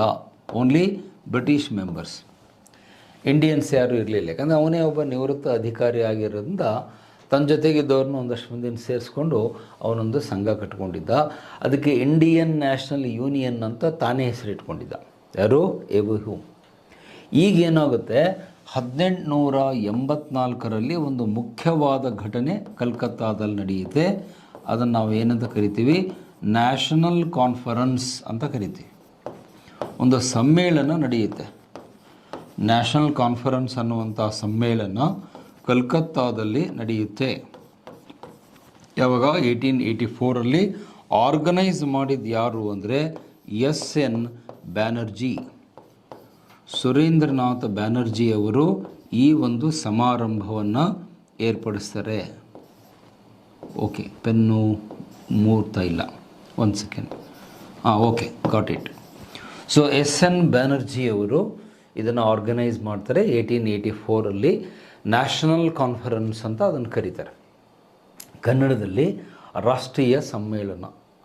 ರಾಷ್ಟ್ರೀಯ ಸಮ್ಮೇಳನ ಕಲ್ಕತ್ತಾದಲ್ಲಿ ನಡೆಯುತ್ತೆ 1884ರಲ್ಲಿ. Organised by Surendranath Banerjee. ಇವರು ಕೂಡ ಒಬ್ಬ ಮಾಜಿ ICS ಅಧಿಕಾರಿ, ನಿವೃತ್ತ ICS ಅಧಿಕಾರಿ. He was a former ICS officer. Indian civil ಸರ್ವಿಸಲ್ಲಿ ಕೆಲಸ ಮಾಡಿ ರಿಸೈನ್ ಮಾಡಿ ಹೊರಗಡೆ ಬಂದು ಸ್ವಾತಂತ್ರ್ಯ ಚಳವಳಿಗೆ ಬಂದಂಥ ವ್ಯಕ್ತಿ Surendranath Banerjee, farmer ICS officer. So ಇವರು ಈ ಒಂದು ಸಮ್ಮೇಳನ ಮಾಡಿ ಆ ಸಮ್ಮೇಳನಕ್ಕೆ ಎಲ್ಲ ಲೀಡರ್ಸನ್ನು ಏನು ಮಾಡ್ತಾರೆ? ಇನ್ವೈಟ್ ಮಾಡ್ತಾರೆ. ಎಲ್ಲರನ್ನೂ ಕರೀತಾರೆ. ಈಗೇನು ಸಂಘಟನೆಗಳ ಹೆಸರು ಹೇಳಿದೆ ಆ ಎಲ್ಲ ಲೀಡರ್ಸನ್ನು ಕರೆದು ನಾವೆಲ್ಲರೂ ಸಂಘ ಕಟ್ಕೊಂಡು ಬೇರೆ ಬೇರೆ ಕೆಲಸ ಮಾಡೋದ್ರ ಬದಲು ನಮ್ಮ ಉದ್ದೇಶ ಒಂದೇ, ಭಾರತಕ್ಕೆ ಸ್ವಾತಂತ್ರ್ಯ ತಗೊಳ್ಬೇಕು ಅನ್ನುವ ಉದ್ದೇಶ ಇಟ್ಕೊಂಡು ನಾವು ವರ್ಕ್ ಮಾಡ್ತಾಯಿದ್ದೀವಿ. When the goal is same, why different organisations? ಗುರಿ ಒಂದೇ ಇದ್ದಾಗ ಬೇರೆ ಬೇರೆ ಸಂಸ್ಥೆಗಳು ಯಾಕೆ? ಎಲ್ಲರೂ ಸೇರಿ ಒಟ್ಟಾಗಿ ಕೆಲಸ ಮಾಡಿದರೆ ಇನ್ನೂ ಚೆನ್ನಾಗಿರುತ್ತೆ ಅನ್ನುವ ಒಂದು ಸಲಹೆಯನ್ನು SN ಬ್ಯಾನರ್ಜಿಯವರು ಕೊಡ್ತಾರೆ. ಆವಾಗ ಆ ಸಭೆಯಲ್ಲಿ ಯಾರು ಹಾಜರಿರ್ತಾರೆ ಅಂದರೆ ಈ ಮಹಾಶಯ ಹಾಜರಿರ್ತಾನೆ. ಇವನಿಗೂ ಇನ್ವಿಟೇಷನ್ ಹೋಗಿರುತ್ತೆ, ಎವೋ ಹ್ಯೂಮನ್ಗೆ ಇವನು ಕರೆದಿರ್ತಾರೆ. ಸೊ ಇವನು ಆ ಸಭೆಯಲ್ಲಿ ಏನು ಹೇಳ್ತಾನೆ? ಹೌದು, ಬ್ಯಾನರ್ಜಿ ಅವರು ಹೇಳ್ತಾ ಇರೋದು ಒಳ್ಳೆಯ ಐಡಿಯಾ ಇದು. ನಾವು ಒಂದು ಸಂಘ ಮಾಡಿದ್ದೀವಿ, ಎಲ್ಲರೂ ಬೇರೆ ಬೇರೆ ಮಾಡೋ ಬದಲು ಎಲ್ಲರೂ ಒಂದೇ ಸಂಘಟನೆ ಅಡಿಯಲ್ಲಿ ಕೆಲಸ ಮಾಡಿದರೆ ಹೆಚ್ಚು ಪರಿಣಾಮಕಾರಿಯಾಗುತ್ತೆ ಅಂಥೇಳಿ ಆವಾಗ ಎ.ಒ. ಹ್ಯೂಮನ ಬಾಯಿಂದ ಬಂದ ಶಬ್ದ ಏನು, ಕಾಂಗ್ರೆಸ್ ಅನ್ನೋ ಪದ ಅವ್ನು ಬಳಸ್ತಾರೆ. ಈಗ ಎಲ್ಲರೂ ಒಂದು ಕಡೆಗೆ ಬರಬೇಕು ಅಂದರೆ ನೀವು ಅದಕ್ಕೊಂದು ಹೆಸರು ಕೊಡಬೇಕಲ್ಲ. You to give the name for the baby ಅಂತೀವಿ. ಮಗು ಹುಟ್ಟಿದ ಮೇಲೆ ಅದಕ್ಕೆ ಹೆಸರು ಕೊಡಬೇಕು. ನೀವು ಬರೇ ಗುಂಡೆ ಅಂತ ಕರೆದೆ, ಪುಟ್ಟಿ ಅಂತ ಕರೆದೆ, ಜಟ್ಟಿ ಅಂತ ಕರೆದ್ರೆ ಹಂಗೆ ಮಾಡೋಕ್ಕಾಗಲ್ಲ. ನೀವು ಮನೇಲಿ ಕರ್ಕೊಳ್ಬೋದು, ಅಫಿಷಿಯಲ್ ಆಗಿ ಒಂದು ಹೆಸರು ಕೊಡಬೇಕಲ್ಲ. ಸೊ ಆ ಸಂಘಟನೆಗೆ ಏನು ಹೆಸರು ಕೊಡಬೇಕು ಅಂತ ಕೇಳಿದಾಗ ಎ.ಒ. ಹ್ಯೂಮ್ ಹೇಳ್ತಾನೆ, ಈ ಸಂಸ್ಥೆಗೆ ನಾವು ಕಾಂಗ್ರೆಸ್ ಅಂತ ಕರೆಯೋಣ ಅಂತ ಅವನ ಬಾಯಿಂದ ಬರುತ್ತೆ. ಅದಕ್ಕೆ ನಾವು ಇವನನ್ನು ಸ್ಥಾಪಕ ಅಂತ ಕರೆಯೋದು, ಬೇರೆ ಇನ್ನೇನಿಲ್ಲ. ಫೌಂಡರ್ ಅಂತ ಹೇಳಿ ಯಾಕೆ ನಾವು ಇವನಿಗೆ ಟೈಟಲ್ ಕೊಡ್ತೀವಿ ಅಂದರೆ ಅವನು ಬಳಸಿದ ಶಬ್ದ ಕಾಂಗ್ರೆಸ್ ಅಂತ ಕರಿಬೇಕು.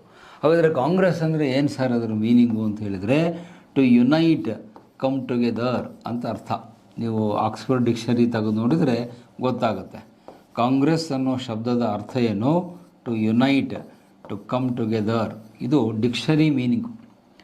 ಒಗ್ಗೂಡು, ಒಂದೆಡೆ ಸೇರು ಅಂತ ಅರ್ಥ. ನೀವು ಆಕ್ಸ್ಫರ್ಡ್ ಡಿಕ್ಷನರಿ ತೆಗೆದು ನೋಡಿರಿ. ಕಾಂಗ್ರೆಸ್ ಅಂದರೆ ಶಬ್ದದ ಅರ್ಥ ಏನು, to unite, to come together. ಎಲ್ಲರೂ ಒಟ್ಟಿಗೆ ಬರ್ರಿ, ಎಲ್ಲರೂ ಒಂದು ಕಡೆಗೆ ಸೇರ್ರಿ, ಒಗ್ಗಟ್ಟಾಗ್ರಿ ಅಂತ ಅರ್ಥ. ಆದರೆ ಈಗ ಅದೇ ಕಾಂಗ್ರೆಸ್ನಲ್ಲಿ ಸಾಕಷ್ಟು ಜಗಳಗಳು, ಕಚ್ಚಾಟಗಳು, ಬಾಣಗಳು 108 ನಡೆದಿವೆ. ಈಗ ಅದು ಚರ್ಚೆಗೆ ನಾನು ಹೋಗಲ್ಲ, ಅದಕ್ಕೆ ಇದು ವೇದಿಕೆನೂ ಅಲ್ಲ. ಸೊ ಕಾಂಗ್ರೆಸ್ ಶಬ್ದದ ಮೂಲ ಅರ್ಥಕ್ಕೆ ಹೋದರೆ ಅವ್ರು ಜಗಳಾಡಬಾರ್ದು. ಆ ಶಬ್ದದ ಅರ್ಥಕ್ಕೆ ಹೋದರೆ ಎಲ್ಲರೂ ಒಗ್ಗಟ್ಟಿಂದ ಇರಬೇಕು. ಯಾಕೆಂದರೆ ಕಾಂಗ್ರೆಸ್ ಶಬ್ದದ ಅರ್ಥ ಏನು, ಯುನಿಟಿ, ಕಮ್ ಟುಗೆದರ್ ಅನ್ನೋದೇ ಅದರ ಮೂಲ ಅರ್ಥ. ಆವಾಗ ಎ.ಒ. ಹ್ಯೂಮ್ ಹೇಳ್ತಾನೆ, ಈ ಸಂಸ್ಥೆಗೆ ನಾವು ಕಾಂಗ್ರೆಸ್ ಅಂತ ಹೆಸರಿಟ್ಬಿಟ್ಟು ಎಲ್ಲರೂ ಸೇರಿ ಕೆಲಸ ಮಾಡೋಣ. ಆವಾಗ ಎಸ್.ಎನ್. ಬ್ಯಾನರ್ಜಿ ಏನು ಮಾಡ್ತಾರೆ ಅಂದರೆ ಒಂದು ಚೂರು ಅಮೆಂಡ್ಮೆಂಟ್ ಮಾಡ್ತಾರೆ. ಬರೀ ಕಾಂಗ್ರೆಸ್ ಅಂತ ಕರಿಬೇಡ್ರಿ, ಅದನ್ನು ಇಂಡಿಯನ್ ನ್ಯಾಷನಲ್ ಕಾಂಗ್ರೆಸ್ ಅಂತ ಕರೀರಿ ಅಂತ ಇವ್ರು ಸಜೆಸ್ಟ್ ಮಾಡ್ತಾರೆ. ನೋಡಿ ಎಷ್ಟು ಇಂಟ್ರೆಸ್ಟಿಂಗ್ ಆಗಿದೆ. ಬರೀ ಕಾಂಗ್ರೆಸ್ ಅಂತ ಕರೆದ್ರೆ ಅದಕ್ಕೆ ಅರ್ಥ ಸರಿ ಬರಲ್ಲ. ನೀವು ಅದಕ್ಕೆ ಇಂಡಿಯನ್ ನ್ಯಾಷನಲ್ ಅಂಥೇಳಿ ಆ್ಯಡ್ ಮಾಡಿರಿ. It was added. ಇದನ್ನು ಸೇರಿಸ್ತಾನವನು, ಯಾರು, ಎಸ್.ಎನ್. ಬ್ಯಾನರ್ಜಿ. ನೀವು ಬರೀ ಕಾಂಗ್ರೆಸ್ ಅಂತ ಕರೆದ್ರೆ ಆಯ್ತಪ್ಪ, ಎಲ್ಲರೂ ಒಗ್ಗಟ್ಟಾದರು. ಒಗ್ಗಟ್ಟು ಎದಕ್ಕಾದರೂ ಪಾರ್ಲೇಜಿ ಬಿಸ್ಕಿಟ್ ತಿಂದು ಟೀ ಕುಡಿಲಿಕ್ಕಲ್ಲ. ನಮ್ಮಲ್ಲಿ ಮೀಟಿಂಗ್ನಲ್ಲೇ ಆಗೋದೇ ಅದಕ್ಕೆ. ಮೀಟಿಂಗ್ ಎದಕ್ಕೆ ಬರ್ತಾರೆ ಅಂದರೆ ಟೀ ಬಿಸ್ಕಿಟ್ ಕುಡಿದು ಹೋಗೋದಕ್ಕಲ್ಲ. ಸೊ ಎದಕ್ಕೆ ಒಗ್ಗಟ್ಟಾಗಬೇಕು ಅಂದರೆ ಇಂಡಿಯನ್ ನ್ಯಾಷನಲ್, ಈ ದೇಶವನ್ನು ಒಂದು ರಾಷ್ಟ್ರವನ್ನಾಗಿ ಮಾಡಬೇಕು, ಭಾರತವನ್ನು ಒಂದು ರಾಷ್ಟ್ರವನ್ನಾಗಿ ಮಾಡುವುದಕ್ಕಾಗಿ ಈ ಕಾಂಗ್ರೆಸ್ ಸ್ಥಾಪನೆಯಾಗಿದೆ.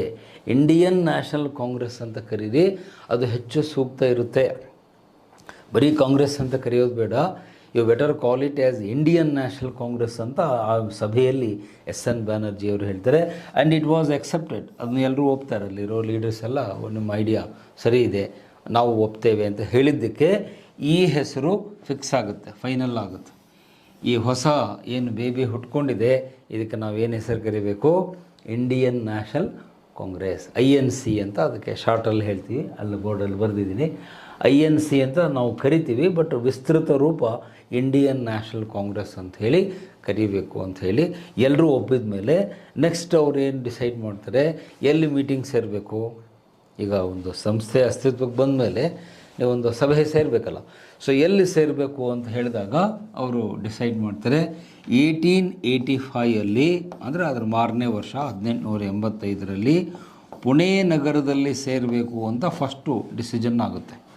ಫಸ್ಟ್ ಅವರು ಆಯ್ಕೆ ಮಾಡಿದಂಥ ಸ್ಥಳ ಯಾವುದು, ಪೂನಾದಲ್ಲಿ 1885 ಸಭೆ ಸೇರೋಣ ಅಂತ ಅಲ್ಲಿ ಒಂದು ನಿರ್ಣಯ ಆಗುತ್ತೆ.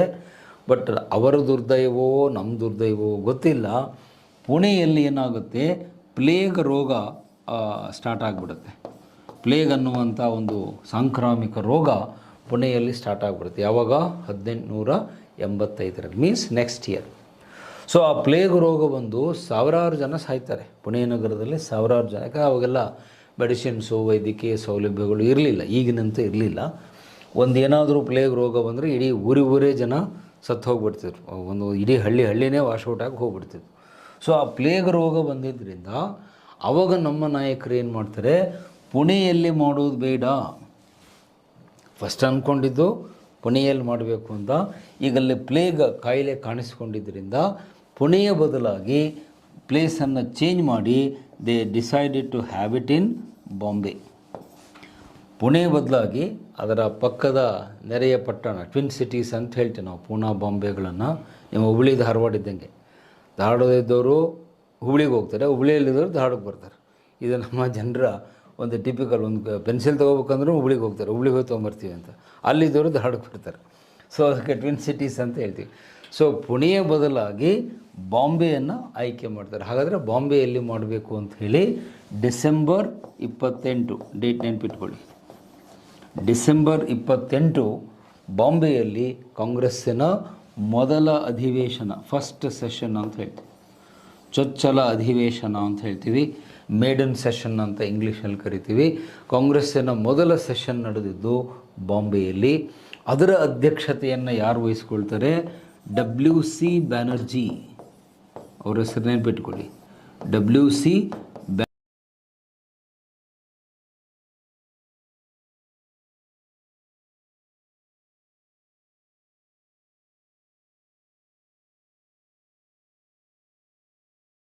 ಸೊ WC ಬ್ಯಾನರ್ಜಿ ಅವರು ಅಧ್ಯಕ್ಷತೆಯನ್ನು ವಹಿಸ್ತಾರೆ. ಅವರ ಪೂರ್ತಿ ಹೆಸರು ಏನು ಅಂದರೆ WC ಅಂದರೆ ಉಮೇಶ್ ಚಂದ್ರ ಬ್ಯಾನರ್ಜಿ. ಅವ್ರ ಹೆಸರು ನೋಟ್ ಮಾಡಿ. WC ಅಂದರೆ ಉಮೇಶ್ ಚಂದ್ರ ಬ್ಯಾನರ್ಜಿ, ಬಂಗಾಳದವರು. ಅವರು ಈ ಮೊದಲ ಅಧಿವೇಶನದ ಅಧ್ಯಕ್ಷತೆಯನ್ನು ವಹಿಸ್ತಾರೆ. ಮತ್ತು ಈ ಮೊದಲ ಅಧಿವೇಶನದಲ್ಲಿ 72 ಜನ ಪ್ರತಿನಿಧಿಗಳು ಅಲ್ಲಿದ್ದರು.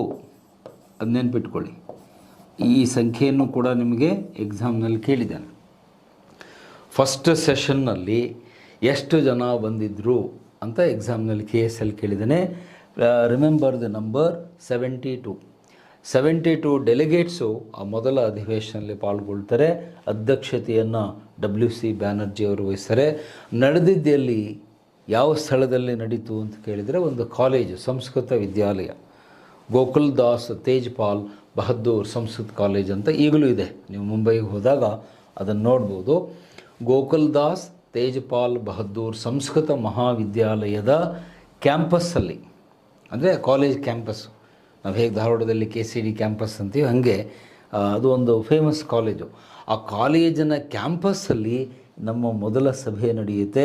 72 ಜನ ಪ್ರತಿನಿಧಿಗಳು ಅದರಲ್ಲಿ ಪಾಲ್ಗೊಳ್ತಾರೆ. ಬಹುಶಃ ನೀವು ಯಾರು NCERT ಬುಕ್ ಓದಿರ್ತೀರೋ, ಈ 72 ಜನ ಕೂತ್ಕೊಂಡು ಒಂದು ಗ್ರೂಪ್ ಫೋಟೋ ತೆಗೆಸ್ಕೋತಾರೆ. ಬಹುಶಃ ನೀವು ನೋಡಿರ್ತೀರಿ NCERT ಟೆಕ್ಸ್ಟ್ ಬುಕ್ಕು ಅಥವಾ ಕ್ಲಾಸ್ ಬಿಟ್ಟ ಮೇಲೆ ನೋಡಿ, ಬ್ಲ್ಯಾಕ್ ಆ್ಯಂಡ್ ವೈಟ್ ಫೋಟೋ ಇದೆ, ಓಲ್ಡ್ ಫೋಟೋ ಇದೆ. ಆ ಒಂದೇ ಫ್ರೇಮಲ್ಲಿ 72 ಜನ ಟಾಪ್ ಲೀಡರ್ಸನ್ನು ನೀವು ನೋಡ್ಬೋದು. ಅದು ನಮ್ಮ ಭಾಗ್ಯ. ಅದರಲ್ಲಿ ದಾದಾಭಾಯಿ ನವರೋಜಿ ಇದ್ದಾರೆ, ಗೋಖಲೆ ಇದ್ದಾರೆ, ಬ್ಯಾನರ್ಜಿ ಇದ್ದಾರೆ, ಎ.ಓ. ಹ್ಯೂಮ್ ಇದ್ದಾನೆ. ಎಲ್ಲ 72 ಜನ ಒಂದೇ ಫ್ರೇಮಲ್ಲಿ ನಮಗೆ ಐತಿಹಾಸಿಕವಾಗಿ ಸಿಕ್ಕಿದ್ದಾರೆ. ಆ ಫೋಟೋ ನೀವು ಯಾವತ್ತೂ ನೆನ್ಪಿಟ್ಕೋಬೇಕು. ಅಂದರೆ ಆ ಮೊದಲ ಅಧಿವೇಶನದಲ್ಲಿ ಯಾರ್ಯಾರಿದ್ರು ಎಲ್ಲರೂ ನಿಂತ್ಕೊಂಡು ಒಂದು ಸಾಮೂಹಿಕ ನೋಡಿ. ಆವಾಗಿನ್ನೂ ಸೆಲ್ಫಿ ಹುಚ್ಚಿರಲಿಲ್ಲ. ಬಹುಶಃ ಅವಾಗೇನೋ ಸೆಲ್ಫಿ ಇದ್ದರೆ ಒಬ್ಬೊಬ್ರದ್ದೇ ಫೋಟೋ ನೋಡಬೇಕಾಗಿತ್ತು. ಥ್ಯಾಂಕ್ ಗಾಡ್ ಅವಾಗೇನೋ ಸೆಲ್ಫಿ ಇರಲಿಲ್ಲ.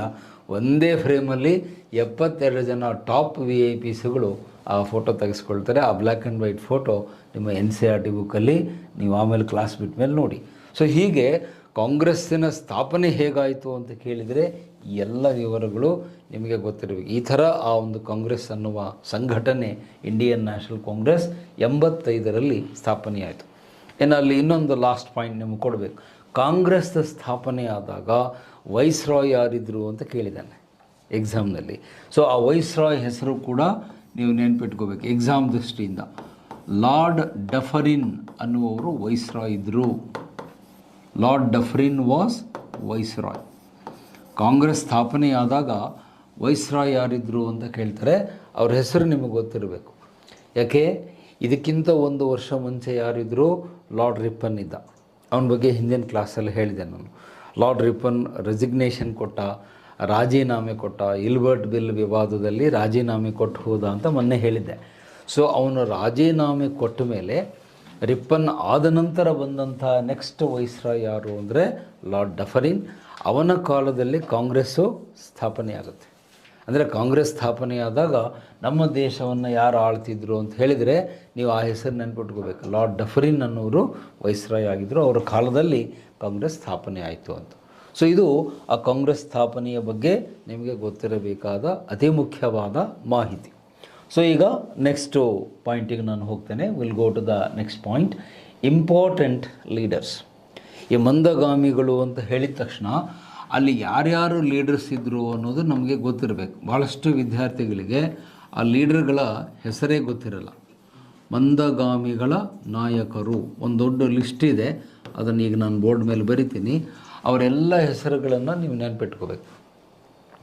ಎಕ್ಸಾಮ್ನಲ್ಲಿ ನಿಮಗೆ ಪ್ರಶ್ನೆ ಇವರ ಮೇಲೇ ಬರುತ್ತೆ, ಇವ್ರನ್ನ ಬಿಟ್ಟು ಮತ್ತು ಬೇರೆ ಹೆಸರುಗಳನ್ನು ಕೇಳಲ್ಲ.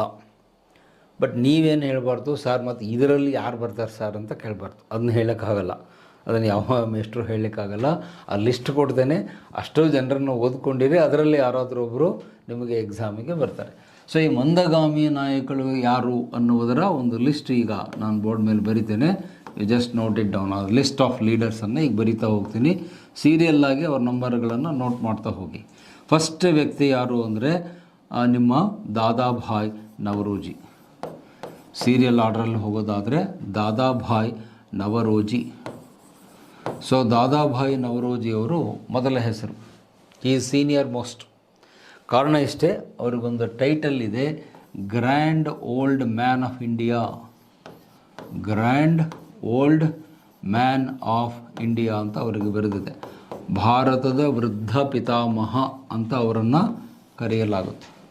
ಬಿಕಾಸ್ ಆಫ್ ಏಜ್, ಅವರ ಒಂದು ಏಜ್ ಫ್ಯಾಕ್ಟರಿಂದ ಮತ್ತು ಅವರ ಅನುಭವ, ಬರೀ ವಯಸ್ಸು ಒಂದೇ ಅಲ್ಲ, ಅನುಭವ ಜ್ಞಾನ ಎಲ್ಲದರಿಂದನೂ ಕೂಡ ಅವರು ಹಿರಿಯರಾಗಿದ್ದರು. ವಯೋವೃದ್ಧರು ಮತ್ತು ಜ್ಞಾನವೃದ್ಧರು ಅಂತ ಹೇಳ್ತೀವಿ.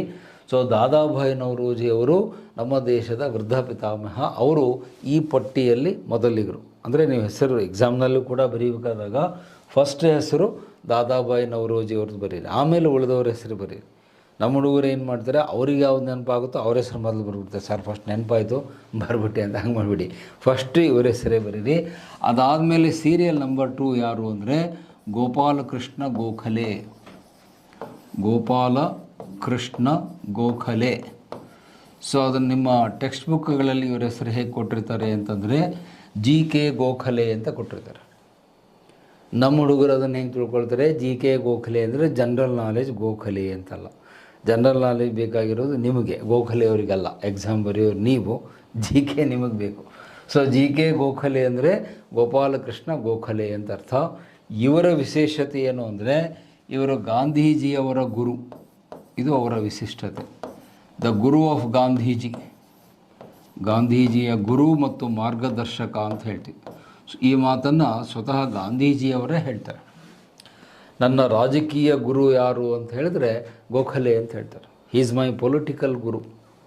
ಆ ಗೋಖಲೆಯವರ ಮಾರ್ಗದರ್ಶನನೇ ಗಾಂಧೀಜಿಯವರು ಮಹಾತ್ಮರಾಗಿದ್ದು. ಬಹುಶಃ ಇವರ ಮಾರ್ಗದರ್ಶನ ಇರದೆ ಹೋಗಿದರೆ ಗಾಂಧೀಜಿಯವರು ಒಬ್ಬ ಲಾಯರ್ ಆಗಿ, ಒಬ್ಬ ಅಡ್ವೊಕೇಟ್ ಆಗಿ ಅವ್ರ ಜೀವನ ಕಳೆದು ಬಿಡ್ತಿದ್ರು. ಬಹುಶಃ ನಾವು ಯಾರೋ ಕ್ಲಾಸ್ ರೂಮ್ನಲ್ಲಿ ಅವ್ರಿಗೆ ಈ ಥರ ಚರ್ಚೆ ಮಾಡ್ತಿರ್ಲಿಲ್ಲ.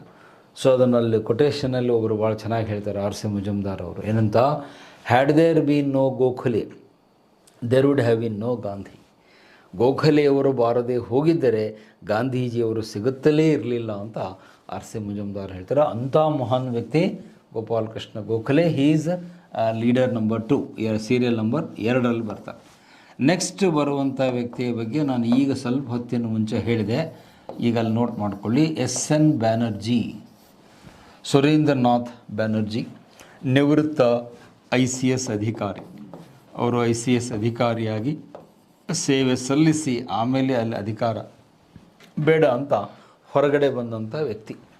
SN ಬ್ಯಾನರ್ಜಿ ICS ಮಾಜಿ ICS ಅಧಿಕಾರಿಯಾಗಿದ್ದವರು, ಆಮೇಲೆ ಸ್ವಾತಂತ್ರ್ಯ ಚಳವಳಿಗೆ ಬಂದವರು. ಇದು 3ನೇ ವ್ಯಕ್ತಿ. 4ನೇ ವ್ಯಕ್ತಿ ಆಗಿನ ಕಾಲದಲ್ಲಿ ಎಕನಾಮಿಸ್ಟ್ ಅಂತ ಫೇಮಸ್ ಆಗಿದ್ದರು, R.C. ದತ್ ಅಂತ. ಬುಕ್ಕಲ್ಲಿ R.C. ದತ್ ಅಂತ ಇರುತ್ತೆ. ರಮೇಶ್ ಚಂದ್ರ ದತ್ ಅಂತ ನೋಟ್ ಮಾಡ್ಕೊಳ್ಳಿ. ಆಗಿನ ಕಾಲದಲ್ಲಿ ಬಹಳ ಪ್ರಸಿದ್ಧರಾದಂತಹ ಅರ್ಥಶಾಸ್ತ್ರಜ್ಞರು, ಎಕನಾಮಿಸ್ಟ್ ಅವರು, ಅರ್ಥಶಾಸ್ತ್ರಜ್ಞರು. ಇನ್ಫ್ಯಾಕ್ಟ್ ಅವರೊಂದು ಪುಸ್ತಕ ಕೂಡ ಬರೆದಿದ್ದಾರೆ. ಆ ಪುಸ್ತಕದ ಹೆಸರನ್ನು ಇಲ್ಲೇ ಬೋರ್ಡ್ ಮೇಲೆ ಬರಿತೀನಿ. ಎಕನಾಮಿಕ್ ಹಿಸ್ಟ್ರಿ ಆಫ್ ಇಂಡಿಯಾ ಅನ್ನುವ ಪುಸ್ತಕವನ್ನು ಅವರು ಬರೆದಿದ್ದಾರೆ. Economic history of India. ಇದನ್ನು ಎಕ್ಸಾಮ್ ದೃಷ್ಟಿಯಿಂದ ನೆನಪಿಟ್ಕೊಳ್ಳಿ. ಎಕನಾಮಿಕ್ ಹಿಸ್ಟ್ರಿ ಆಫ್ ಇಂಡಿಯಾ ಅನ್ನುವ ಗ್ರಂಥ ಬರೀತಾರೆ. ಆಗಿನ ಕಾಲದಲ್ಲಿ ಪ್ರಸಿದ್ಧ ಅರ್ಥಶಾಸ್ತ್ರಜ್ಞರು, ಫೇಮಸ್ ಎಕನಾಮಿಸ್ಟ್. ಅವರ ಹೆಸರು ಡಾಕ್ಟರ್ R.C. ದತ್. ರಮೇಶ್ ಚಂದ್ರ ದತ್ ಅಂತ, ಪೂರ್ತಿ ಹೆಸರು RC ದತ್ ಅಂತ ನೆನಪಿಟ್ಕೊಳ್ಳಿ. ಅವರು ಕೂಡ ಮಂದಗಾಮಿ ನಾಯಕರಲ್ಲಿ ಬರ್ತಾರೆ. ನೆಕ್ಸ್ಟ್ ಬರುವಂಥ ವ್ಯಕ್ತಿ ಅಂದರೆ ಬಾದರುದ್ದೀನ್ ತ್ಯಾಬ್ಜಿ. ಬಾದರುದ್ದೀನ್ ತ್ಯಾಬ್ಜಿ ನೋಡಿ, ಹೆಸರುಗಳನ್ನೆಲ್ಲ ಸರಿಯಾಗಿ ಬರ್ಕೊಳ್ಳಿ. ಎಕ್ಸಾಮಿಗೆ ಅವ್ರ ಬಗ್ಗೆ ಕ್ವಶನ್ ಬರುತ್ತೆ, ಸೊ ಕೇರ್ಫುಲ್ಲಾಗಿ ಬರ್ಕೊಳ್ಳಿ. ಬಾದರುದ್ದೀನ್ ತ್ಯಾಬ್ಜಿ. ಕೆಲವು ಪುಸ್ತಕಗಳಲ್ಲಿ ಬದರುದ್ದೀನ್ ಅಂತ ಕೊಟ್ಟಿರ್ತಾರೆ, ಎಲ್ಲ ಒಂದೇ, ದು ಅವೆಲ್ಲ ಕನ್ನಡದಲ್ಲಿ ವ್ಯತ್ಯಾಸ ಆಗುತ್ತೆ. ಸೊ ಬದರುದ್ದೀನ್ ತ್ಯಾಬ್ಜಿ ಅಂದರೂ ಒಂದೇ, ಬಾದರುದ್ದೀನ್ ತ್ಯಾಬ್ಜಿ ಅಂದರೂ ಒಂದೇ. ಸೊ ಇವರ ವಿಶಿಷ್ಟತೆ ಏನು ಅಂದರೆ, ಮೊದಲ ಉರ್ದು ಪತ್ರಿಕೆಯನ್ನು ಸ್ಟಾರ್ಟ್ ಮಾಡಿದವರು. ಅಲ್ ಹಿಲಾಲ್ ಅನ್ನುವ ಉರ್ದು ಪತ್ರಿಕೆಯನ್ನು ಸ್ಟಾರ್ಟ್ ಮಾಡಿದ ಮಹಾನ್ ವ್ಯಕ್ತಿಯವರು. ಅಲ್ ಹಿಲಾಲ್ ಎನ್ನುವ ಉರ್ದು ಪತ್ರಿಕೆಯನ್ನು ಸ್ಟಾರ್ಟ್ ಮಾಡ್ತಾರೆ. ಮತ್ತು ಅಂದಿನ ಇಸ್ಲಾಂ ಸಮುದಾಯದಲ್ಲಿ ಇವರು ಪ್ರಗತಿಪರ ನಾಯಕರು. ಪ್ರಗತಿಪರ ಅಂದರೆ ಗೊತ್ತಲ್ಲ, ಒಂದು ಪ್ರಜಾಸತ್ತಾತ್ಮಕ ವಿಚಾರಗಳನ್ನು ಇಟ್ಕೊಂಡವರನ್ನು ಪ್ರಗತಿಶೀಲರು ಅಂತ ಹೇಳ್ತೀವಿ. ರಿಫಾರ್ಮಿಸ್ಟ್, ಪ್ರೋಗ್ರೆಸಿವ್ ಲೀಡರ್ ಅಂತ ಹೇಳ್ತೀವಿ. ಇಸ್ಲಾಂ ಧರ್ಮದಲ್ಲಿ ಸುಧಾರಣೆಯನ್ನು ಮಾಡಬೇಕು ಅಂತ ಹೊರಟ ಮೊದಲ ವ್ಯಕ್ತಿ ಬಾದರುದ್ದೀನ್ ತ್ಯಾಬ್ಜಿ. ಅಲ್ ಹಿಲಾಲ್ ಅನ್ನುವ ಉರ್ದು ಪತ್ರಿಕೆಯನ್ನು ಸ್ಟಾರ್ಟ್ ಮಾಡಿ ಅದರ ಸಂಪಾದಕರಾಗಿ ಅವರು ಕೆಲಸ ಮಾಡ್ತಾಯಿದ್ರು. ಆಗಿನ ಕಾಲದಲ್ಲಿ ಇಸ್ಲಾಂ ಧರ್ಮವನ್ನು ಇಂಪ್ರೂವೈಸ್ ಮಾಡಲಿಕ್ಕೆ, ಅದರಲ್ಲಿ ವೈಚಾರಿಕತೆಯನ್ನು ತರೋದಕ್ಕೆ, ವಿಶೇಷವಾಗಿ ಮುಸ್ಲಿಂ ಮಹಿಳೆಯರಿಗೆ ಸಮಾನತೆಯನ್ನು ಕೊಡಲಿಕ್ಕೆ ಹೋರಾಟ ಮಾಡಿದ ಮೊದಲ ವ್ಯಕ್ತಿ ಬಾದರುದ್ದೀನ್ ತ್ಯಾಬ್ಜಿ. ಅವರು ಕೂಡ ಈ ಮಂದಗಾಮಿ ನಾಯಕರ ಪಟ್ಟಿಯಲ್ಲಿ ಬರ್ತಾರೆ. ಇನ್ನು ಇನ್ನೊಬ್ಬ ಅತಿ ಮುಖ್ಯವಾದ ವ್ಯಕ್ತಿಯ ಬಗ್ಗೆ ಇಲ್ಲಿ ನಾನು ಗಮನಕ್ಕೆ ತರಬೇಕು, ಅದನ್ನು ಎಕ್ಸಾಮ್ ದೃಷ್ಟಿಯಿಂದ ಹೇಳ್ತಾ ಇದ್ದೀನಿ. ಅವರು ಭಾರತೀಯರಲ್ಲ, ಆದರೆ ನಿಮಗೆ ಎಕ್ಸಾಮಿಗೆ ಬಹಳ ಇಂಪಾರ್ಟೆಂಟ್. ಜಾರ್ಜ್ ಯೂಲ್ ಅಂತ ಅವರ ಹೆಸರು. ಈಸ್ ನಾಟ್ ಎನ್ ಇಂಡಿಯನ್, ಬ್ರಿಟಿಷರವರು. ಅವ್ರ ಹೆಸರು ನೋಡಿದ್ರೇ ಗೊತ್ತಾಗುತ್ತೆ ಭಾರತೀಯರಲ್ಲ ಅಂತ. The name itself tell you is a British man. So George Yule ಅಂತ ಅವನ್ನ ಕರೀತಾರೆ. ಇಲ್ಲಿ ಕೆಲವರು ಕನ್ನಡ ವಿದ್ಯಾರ್ಥಿಗಳು ಅದನ್ನು ತಪ್ಪಾಗಿ ಉಚ್ಚಾರ ಮಾಡಿ ಯೂಲೆ ಅಂತ ಕರೀತಾರೆ. ನಾನು ಅದನ್ನು ಹೇಳೋದನ್ನು ಕೇಳಿದ್ದೀನಿ, ಸೊ ಅದನ್ನು ಮಿಸ್ಪೆಲ್ ಮಾಡಿಬಿಡಿ. ಯೂಲ್ ಅಂತ ಉಚ್ಚಾರ ಮಾಡಿರಿ, ಯೂಲೇ ಅಲ್ಲ, ಅದು ಅವೆಲ್ಲ ಇಂಗ್ಲೀಷ್ ಪದಗಳು. ಜಾರ್ಜ್ ಯೂಲ್ ಅಂತ ಉಚ್ಚಾರ ಮಾಡಿರಿ, ಯೂಲೇ ಅಲ್ಲ. ಓಕೆ. ಸೊ ಜಾರ್ಜ್ ಯೂಲ್ ಅನ್ನುವರು ಈಸ್ ಆನ್ ಇಂಗ್ಲೀಷ್ ಮನ್. ಅವರು ಈ ಗುಂಪಿನಲ್ಲಿರ್ತಾರೆ. ಇವರ ವಿಶೇಷತೆ ಏನಂದರೆ, ಇವರು ಕಾಂಗ್ರೆಸ್ಸಿನ ಅಧ್ಯಕ್ಷತೆಯನ್ನು ವಹಿಸ್ತಾರೆ. ಕಾಂಗ್ರೆಸ್ ಅಧಿವೇಶನದ ಅಧ್ಯಕ್ಷತೆಯನ್ನು ವಹಿಸ್ತಾರೆ. ಎಲ್ಲಿ? ಅಲಹಾಬಾದ್ನಲ್ಲಿ. ಇದನ್ನು ಸ್ಪೆಸಿಫಿಕ್ಕಾಗಿ ನಿಮಗೆ ಎಕ್ಸಾಮ್ನಲ್ಲಿ ಕೇಳ್ತಾರೆ. ಕಾಂಗ್ರೆಸ್ಸಿನ ಅಧ್ಯಕ್ಷತೆಯನ್ನು ವಹಿಸಿದಂತಹ 1887 ಬರ್ತಾರೆ. 1888 7 ಎಂಟು ಮಾಡ್ಕೊಳ್ಳಿ, ಯಾಕಂದರೆ 7ಕ್ಕೆ ಬಾದರುದ್ದೀನ್ ತ್ಯಾಬ್ಜಿ ಬರ್ತಾರೆ. So I will rewrite it. 1888 888 ನೆನ್ಪಿಟ್ಕೊಳ್ಳೋಕೆ.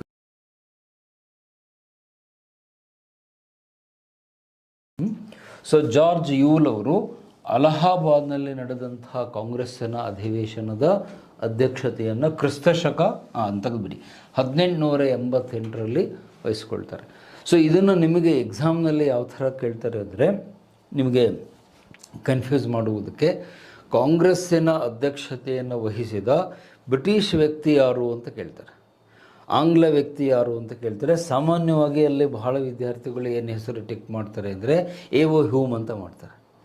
ಆದರೆ ಎ.ಒ. ಹ್ಯೂಮ್ ಏನಾಗಿದ್ದರು ಅಂದರೆ, he was a secretary, not a president.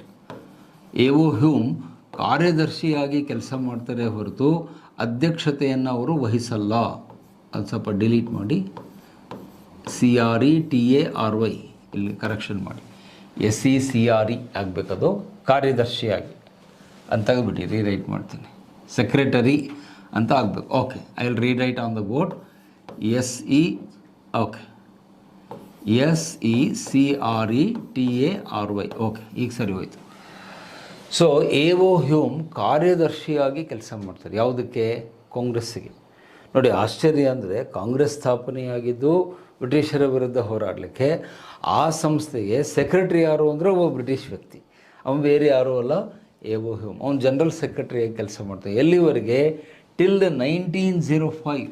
ನೋಡಿ, ಇದು ಆಶ್ಚರ್ಯಪಡುವಂಥದ್ದು. 1905 ಅವನು ಕಾರ್ಯದರ್ಶಿಯಾಗಿದ್ದ. ಅಂದರೆ ಸ್ಟಾರ್ಟಿಂಗ್ನಿಂದ 1885 1905 20 ವರ್ಷಗಳ ಕಾಲ ಎ ಒ ಹ್ಯೂಮ್ ಅವರು ಏನಾಗ್ತಾರೆ, ಕಾಂಗ್ರೆಸ್ಸಿನ ಕಾರ್ಯದರ್ಶಿಯಾಗಿ ಜನರಲ್ ಸೆಕ್ರೆಟರಿಯಾಗಿ ಕೆಲಸ ಮಾಡ್ತಾರೆ. ಹಾಗಾಗಿ ಅವನು ಅಧ್ಯಕ್ಷತೆಯನ್ನು ಎಂದು ವಹಿಸಲ್ಲ. He never became the president of the Congress. But George Yule ಅನ್ನುವರು ಅಧ್ಯಕ್ಷತೆಯನ್ನು ವಹಿಸ್ತಾರೆ ಅಲಹಾಬಾದ್ ಸೆಷನ್ನಲ್ಲಿ ಕ್ರಿಸ್ತಶಕ 1888ರಲ್ಲಿ. ಸೊ ಈ ಹೆಸರನ್ನು ಪಕ್ಕಾ ನೆನ್ಪಿಟ್ಕೋಬೇಕು ನೀವು, ಅದನ್ನ ಎಕ್ಸಾಮ್ನಲ್ಲಿ ಕೇಳ್ತಾನೆ. ಅಂದರೆ ಯಾವ ಬ್ರಿಟಿಷ್ ವ್ಯಕ್ತಿ ಕಾಂಗ್ರೆಸ್ಸಿನ ಅಧ್ಯಕ್ಷತೆಯನ್ನು ಮೊದಲು ವಹಿಸಿಕೊಂಡ್ರು ಅಂತ ಕೇಳಿದರೆ ಇವರ ಆನ್ಸರ್ ಈಸ್ ಜಾರ್ಜ್ ಯೂಲ್ ಅನ್ಬೇಕೇ ಹೊರತು ಎ ಒ ಹ್ಯೂಮ್ ಅಲ್ಲ ಅನ್ನೋದು. ಪ್ಲಸ್ ಮೊದಲ ಉರ್ದು ಪತ್ರಿಕೆಯನ್ನು ಸ್ಟಾರ್ಟ್ ಮಾಡಿ ಮುಸ್ಲಿಮರ ಪ್ರಗತಿಗಾಗಿ ಹೋರಾಟ ಮಾಡಿದ ವ್ಯಕ್ತಿ ಯಾರು ಅಂದರೆ ಬಾದರುದ್ದೀನ್ ತ್ಯಾಬ್ಜಿ ಅಂತ ಹೇಳ್ತೀವಿ. ಮತ್ತು ಅವರು ಕೂಡ ಏನು ಕಾಂಗ್ರೆಸ್ಸಿನ ಅಧ್ಯಕ್ಷತೆಯನ್ನು ವಹಿಸ್ಕೊಳ್ತಾರೆ. ಯಾವಾಗ 1887, ಅಲ್ಲೇ ಕೆಳಗೆ ಬರ್ಕೊಂಬಿಡಿ, 1887 ಮೆಡ್ರಾಸ್, ಅದನ್ನಲ್ಲೇ ಬರ್ಕೊಂಬಿಡಿ. 1887ರಲ್ಲಿ ಮಡ್ರಾಸ್ ಅಧಿವೇಶನದ ಅಧ್ಯಕ್ಷತೆಯನ್ನು ಯಾರು ವಹಿಸ್ಕೊಳ್ತಾರೆ ಅಂದರೆ ಬಾದರುದ್ದೀನ್ ತ್ಯಾಬ್ಜಿ. ಸೊ ಅವ್ರ ಮೇಲೆ ಕ್ವಶನ್ ನಿಮಗೆ ಎಕ್ಸಾಮ್ನಲ್ಲಿ ಯಾವ ಥರ ಕೇಳ್ತಾರೆ ಅಂದರೆ, ಕಾಂಗ್ರೆಸ್ಸಿನ ಅಧ್ಯಕ್ಷತೆಯನ್ನು ವಹಿಸಿದ ಮೊದಲ ಮುಸ್ಲಿಂ ಮುಖಂಡರು ಯಾರು ಅಂತ ಕೇಳ್ತಾನೆ. ಫಸ್ಟ್ ಮುಸ್ಲಿಂ ಲೀಡರ್ ಯಾರು ಅಂತ ಕೇಳಿದರೆ ಅಲ್ಲಿ ನಮ್ಮಲ್ಲಿ ಬಹಳ ವಿದ್ಯಾರ್ಥಿಗಳು ಏನು ತಪ್ಪು ಉತ್ತರ ಟಿಕ್ ಮಾಡಿಬಿಡ್ತಾರೆ ಅಂದರೆ ಮೌಲಾನಾ ಆಜಾದ್ ಅಂತ ಮಾಡಿಬಿಡ್ತಾರೆ, ಅಥವಾ ಸರ್ ಸೈಯದ್ ಅಹಮದ್ ಖಾನ್, ಇನ್ಯಾವು ಬೇರೆ ಆಪ್ಷನ್ಗಳನ್ನು ಟಿಕ್ ಮಾಡ್ತೀರಿ. ಬಟ್ ಅದು ಈಗ ಅದನ್ನು ಕರೆಕ್ಟಾಗಿ ನೆನ್ಪಿಟ್ಕೊಳ್ಳಿ. ಬಾದರುದ್ದೀನ್ ತ್ಯಾಬ್ಜಿ ಅವರು ಮೊದಲ ಮುಸ್ಲಿಮರಾಗಿ ಅವರು ಅದರ ಕಾಂಗ್ರೆಸ್ಸಿನ ಅಧ್ಯಕ್ಷತೆಯನ್ನು ವಹಿಸ್ಕೊಳ್ತಾರೆ. ಪ್ಲೇಸು ಮಡ್ರಾಸು, ಇಸ್ವಿ 87, 1887 ಮಡ್ರಾಸಿನ ಅಧಿವೇಶನದ ಅಧ್ಯಕ್ಷತೆಯನ್ನು ಅವರು ವಹಿಸ್ಕೊಳ್ತಾರೆ. ಇನ್ನು ಉಳಿದಂತೆ ಈ ನಾಯಕರುಗಳ ಬಗ್ಗೆ ನಿಮಗೆ ಗೊತ್ತಿರಬೇಕು. ಇವರು ಆ ಮಂದಗಾಮಿಗಳಲ್ಲಿ ಪ್ರಮುಖರಾದವರು, ಮೋಸ್ಟ್ ಇಂಪಾರ್ಟೆಂಟ್ ಲೀಡರ್ಸ್ ಅಥವಾ top leaders of the moderates ಅಂತ ಹೇಳಿ. ಇನ್ನು ಅದರಲ್ಲೇ ಇನ್ನೊಂದು ವಿವರಣೆಯನ್ನು ಕೊಟ್ಟು ನೆಕ್ಸ್ಟ್ ಪಾಯಿಂಟಿಗೆ ಹೋಗ್ತೇನೆ. ಇವರಿಗೆ ಮಂದಗಾಮಿಗಳು ಅಂತ ಯಾಕೆ ಹೆಸರು ಬಂತು, ಆ ಟೈಟಲ್ ಬಗ್ಗೆ ಸ್ವಲ್ಪ ಒಂದು ಎರಡು ಮಾತು ಹೇಳೋದಾದರೆ, why they are called moderates. ಅವ್ರನ್ನ ಮಾಡ್ರೇಟ್ಸ್ ಅಂತ ಯಾಕೆ ಕರೀತಾರೆ ಅಂದರೆ, ತಮ್ಮ ಗುರಿಯ ಕಡೆಗೆ ನಿಧಾನವಾಗಿ ಚಲಿಸುವವರು, ನಿಧಾನವಾಗಿ ಸಾಗುವವರು, ಅದಕ್ಕೆ ಅವರಿಗೆ ಮಂದಗಾಮಿಗಳು ಅಂತ ಹೆಸರು. ಅರ್ಥ ಆಯ್ತಾ? ಇಲ್ಲಿ ಗುರಿ ಏನು? ಸ್ವರಾಜ್ಯ, ಇಂಡಿಪೆಂಡೆನ್ಸ್. ಗುರಿಯ ಕಡೆಗೆ ನಿಧಾನವಾಗಿ ಚಲಿಸುವವರು. They are called moderates because they are moving towards the goal in a slow way, in a slow pace. Gradual ಆಗಿ ನಿಧಾನವಾಗಿ ಗುರಿಯ ಕಡೆಗೆ ಹೋಗುವವರು. ಕನ್ನಡ ಮೀಡಿಯಮ್ದವ್ರಿಗೆ ಬಹಳ ಬೇಗ ಅರ್ಥ ಆಗುತ್ತೆ. ಮಂದ ಅಂದರೆ ನಿಧಾನ ಅಂತ ಅರ್ಥ. ಮಂದ ಅಂದರೆ ನಿಧಾನ. ಗಮಿಸು ಅಂದರೆ ಚಲಿಸು.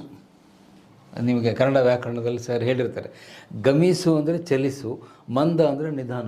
ಗುರಿಯ ಕಡೆಗೆ ನಿಧಾನವಾಗಿ ಯಾರು ಚಲಿಸ್ತಾರೋ ಅವರಿಗೆಲ್ಲ ಮಂದಗಾಮಿಗಳು ಅಂತ ಹೇಳ್ತೀವಿ. ಇಂಗ್ಲೀಷ್ನಲ್ಲಿ ಮಾಡ್ರೇಟ್ಸ್ ಅಂತ ಹೇಳ್ತೀವಿ. ಆ ಮಾಡ್ರೇಟ್ಸ್ ಅನ್ನೋ ಪದ ಯಾಕೆ ಬಳಸ್ತೀವಿ ಅಂದರೆ, ಇವರು ಹಿಂಸಾಚಾರಕ್ಕೆ ಹೋಗಲಿಲ್ಲ, ಬ್ರಿಟಿಷರೊಂದಿಗೆ ಹಿಂಸಾತ್ಮಕ ಹೋರಾಟವನ್ನು ಅವ್ರು ಮಾಡಲಿಲ್ಲ, ಶಾಂತಿಯುತವಾದ ಹೋರಾಟಗಳನ್ನು ಮಾಡಿದ್ರಿಂದ ಅವರಿಗೆ ಮಾಡ್ರೇಟ್ಸ್ ಅಂತ ಹೇಳ್ತೀವಿ. ಸೌಮ್ಯವಾದಿಗಳು, ಇತ್ತೀಚೆಗೆ ಬೇರೆ ಪದ ಕೂಡ ಅದಕ್ಕೆ ಬಳಕೆ ಮಾಡ್ತಿದ್ದಾರೆ, ಅದನ್ನು ಮಾರ್ಜಿನಲ್ಲಿ ಬರ್ಕೊಂಡಿರಿ. ಮಂದಗಾಮಿಗಳಿಗೆ ಇನ್ನೊಂದು ಹೆಸರು ಸೌಮ್ಯವಾದಿಗಳು, ಸಾಫ್ಟ್ ಲೀಡರ್ಶಿಪ್ ಅಂತ ಹೇಳ್ತೀವಿ. ಅವರು ಹಾರ್ಡ್ ಲೀಡರ್ಶಿಪ್ಪನ್ನು ಮಾಡಲಿಲ್ಲ, ಸಾಫ್ಟ್ ಅಪ್ರೋಚನ್ನು ಇಟ್ಕೊಂಡ್ರು. ಬ್ರಿಟಿಷರೊಂದಿಗೆ ನೇರವಾಗಿ ಸೆಣಸಾಟಕ್ಕೆ ಅವರು ಇಳಿಲಿಲ್ಲ. ಬಹುಶಃ ಯಾಕೆ ಇಳಿಲಿಲ್ಲ ಅನ್ನುವುದಕ್ಕೆ ಎರಡು ಕಾರಣಗಳನ್ನು ಇತಿಹಾಸಕಾರರು ಕೊಡ್ತಾರೆ. ಒಂದು, ಬ್ರಿಟಿಷ್ ಸಾಮ್ರಾಜ್ಯ ಬಹಳ ಬಲಿಷ್ಠವಾಗಿತ್ತು. British empire was so strong that you are not able to tackle them. ನೀವು ಅವ್ರನ್ನ ಟ್ಯಾಕಲ್ ಮಾಡುವಷ್ಟು ಶಕ್ತಿ ನಿಮ್ಮಲ್ಲಿಲ್ಲ. ಅದು ಹೇಗೆ ಅಂದರೆ, ಈ ಇರುವೆನ ಆನೆ ಮೇಲೆ ಹೋರಾಟಕ್ಕೆ ಬಿಟ್ಟಂತೆ. ಸೊ ಆನೆಯ ಜೊತೆಗೆ ಇರುವೆ ಹೋರಾಟ ಮಾಡೋಕ್ಕಾಗಲ್ಲ. ಆನೆ ಅಂದರೆ ಇಲ್ಲಿ ಬ್ರಿಟಿಷ್ ಸಾಮ್ರಾಜ್ಯ, ಇರುವೆ ಅಂದರೆ ನಮ್ಮ ಕಾಂಗ್ರೆಸ್ ಸಂಸ್ಥೆ ಚಿಕ್ಕದಾಗಿತ್ತು, ನೀವು ಅವ್ರ ಜೊತೆಗೆ ಹೋರಾಟ ಮಾಡುವ ಸಾಮರ್ಥ್ಯ ನಿಮಗಿಲ್ಲ ಅನ್ನೋದು ಒಂದು ರೀಸನ್. ಇನ್ನೊಂದು ಯಾಕೆ ಅವರು ಮಾಡ್ರೇಟರ್ ಆಗಿದ್ದರು ಅಂದರೆ, ಅವರಲ್ಲೊಂದು ನಂಬಿಕೆ ಇತ್ತು. ಏನು?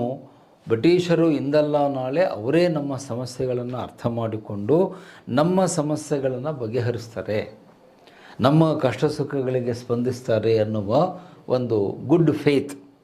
ಅದಕ್ಕೆ ಗುಡ್ ಫೇತ್ ಅಂತೀವಿ ನಾವು ಇಂಗ್ಲೀಷಲ್ಲಿ.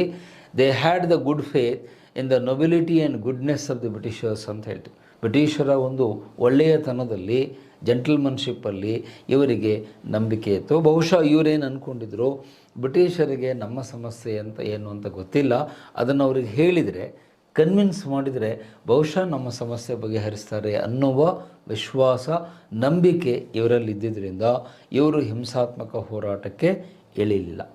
ಇನ್ನು ಬಿಪಿನ್ ಚಂದ್ರ ಅವರು ಮಾತ್ರ ಮೂರನೇ ರೀಸನನ್ನು ಕೊಡ್ತಾರೆ. ಏನು, ಇಲ್ಲಿ ಹೋರಾಟಕ್ಕೆ ಬಂದವರೆಲ್ಲರೂ ಏನಾಗಿದ್ದರು, ಬುದ್ಧಿಜೀವಿಗಳಾಗಿದ್ದರು. ಅವ್ರ ಹೆಸರು ನೋಡಿದ್ರೇ ನಿಮ್ಗೆ ಗೊತ್ತಾಗುತ್ತೆ. ಇಂಟೆಲೆಕ್ಚುವಲ್ಸ್, ದಾದಾಬಾಯಿ ನವರೋಜಿ ಇರ್ಬೋದು, ಗೋಖಲೆ ಇರ್ಬೋದು, ಬ್ಯಾನರ್ಜಿ ಇರ್ಬೋದು, ಆರ್ ಸಿ ದತ್ ಇರ್ಬೋದು, ಇವರೆಲ್ಲ ಗ್ರೇಟ್ ಇಂಟೆಲೆಕ್ಚುವಲ್ಸ್. ಬಹುಶಃ ನಾವು ಅವ್ರ ಬಗ್ಗೆ ಗಂಟೆಗಟ್ಟಲೆ ಮಾತನಾಡ್ಬೋದು. ಅಷ್ಟೊಂದು ಜ್ಞಾನ ಜೀವಿಗಳು, ಬುದ್ಧಿಜೀವಿಗಳಾಗಿದ್ದರಿಂದ ಈ ಬುದ್ಧಿಜೀವಿಗಳು ಸಾಮಾನ್ಯವಾಗಿ ಹಿಂಸೆಗೆ ಇಳಿಯಲ್ಲ. ಅದು ನಿಮ್ಗೆ ಗೊತ್ತಿದೆ. ಜಗತ್ತಿನ ಯಾವುದೇ ಇತಿಹಾಸವನ್ನು ನೀವು ತೆಗೆದು ನೋಡಿ, ಈ ಬುದ್ಧಿಜೀವಿಗಳು ಯಾವಾಗಲೂ ಶಾಂತಿಯುತ ಹೋರಾಟದಲ್ಲಿ ನಂಬಿಕೆ ಇಟ್ಟಿರ್ತಾರೆ ಹೊರತು ವೈಲೆನ್ಸಲ್ಲಿ, ಹಿಂಸೆಗೆ ಅವರು ಯೂಶ್ವಲಿ ಮನಸ್ಸನ್ನು ಮಾಡಲ್ಲ. ಹಾಗಾಗಿ ಅವರು ಆ ಬುದ್ಧಿಜೀವಿಗಳ ಹಿನ್ನೆಲೆಯಲ್ಲಿ ಬಂದಿದ್ದರಿಂದ ಅವರ ದಾರಿ ಏನಾಗಿತ್ತು, ಶಾಂತಿಯುತವಾಗಿತ್ತು, ಪೀಸ್ಫುಲ್ ಆಗಿತ್ತು. ಅದಕ್ಕೇ ಮಾಡ್ರೇಟ್ಸ್ಗಳಿಗೆ ಇನ್ನೊಂದು ಟೈಟಲನ್ನು ಕೂಡ ಇತಿಹಾಸದಲ್ಲಿ ಕೊಟ್ಟಿದ್ದಾರೆ. ಏನಂತ, ಪ್ಯಾಸಿಫಿಸ್ಟ್ ಅಂತ ಅವರನ್ನು ಕರೀತಾರೆ. ಮಂದಗಾಮಿಗಳಿಗಿದ್ದಂಥ ಇನ್ನೊಂದು ಟೈಟಲ್ ಏನು ಅಂದರೆ ಪ್ಯಾಸಿಫಿಸ್ಟ್ ಅಂತ ಇಂಗ್ಲೀಷಲ್ಲಿ ಕರಿತೀವಿ. ಅಂದರೆ ಶಾಂತಿಯ ಮಾರ್ಗದಲ್ಲಿ ಸಾಗುವವರು. ಪ್ಯಾಸಿಫಿಸ್ಟ್ ಅಂದರೆ ಶಾಂತಿ ದೂತರು, ಶಾಂತಿ ಮಾರ್ಗದಲ್ಲಿ ಸಾಗುವವರು ಅಂತ. ಸೊ ಅವ್ರಿಗೆ ಆ ಇನ್ನೊಂದು ಟೈಟಲ್ ಇದೆ. ಮಾಡ್ರೇಟ್ಸ್ಗೆ ಇನ್ನೊಂದು ಆಲ್ಟರ್ನೇಟಿವ್ ಟೈಟಲ್ ಪ್ಯಾಸಿಫಿಸ್ಟ್ ಅಂತ ಕರೀತಾರೆ. ಸೊ ಈ ಹಿನ್ನೆಲೆಯಲ್ಲಿ ಅವರು ಏನು ಮಾಡ್ತಾರೆ, ತಮ್ಮ ಒಂದು ಹೋರಾಟವನ್ನು ಬ್ರಿಟಿಷರ ವಿರುದ್ಧ ಮಾಡಲಿಕ್ಕೆ ಸ್ಟಾರ್ಟ್ ಮಾಡ್ತಾರೆ. ಸೊ ಈ ನಾಯಕರು ಹೇಗೆ ಹೋರಾಟ ಮಾಡಿದರು, ಯಾವ ವಿಧಾನವನ್ನು ಬಳಸಿದರು, ಮತ್ತು ಅವರು ಯಾಕೆ ಫೇಲ್ ಆದರು, ಅವ್ರು ಫೇಲ್ ಆಗುವುದಕ್ಕೆ ಕಾರಣ ಏನು ಅನ್ನೋದನ್ನು ನಾನು ನಾಳಿನ ಚರ್ಚೆಯಲ್ಲಿ ಮುಂದುವರಿಸ್ತೇನೆ. ಯಾಕೆ ಸಮಯ ಮುಗಿದಿದೆ. ಸೊ ನಾಳೆ ಅದರ ವಿವರಣೆಯನ್ನು ಕೊಟ್ಟು ಮುಂದಿನ ಹಂತಕ್ಕೆ, ಅಂದರೆ ಕ್ರಾಂತಿಕಾರಿಗಳು ಬರ್ತಾರೆ, ಎಕ್ಸ್ಟ್ರೀಮಿಸ್ಟ್ ಬರ್ತಾರೆ, ಮುಂದಿನ ಹಂತಕ್ಕೆ ನಾಳಿನ ಚರ್ಚೆಯಲ್ಲಿ ನಾನು ಸಾಕ್ತೇನೆ. Thank you.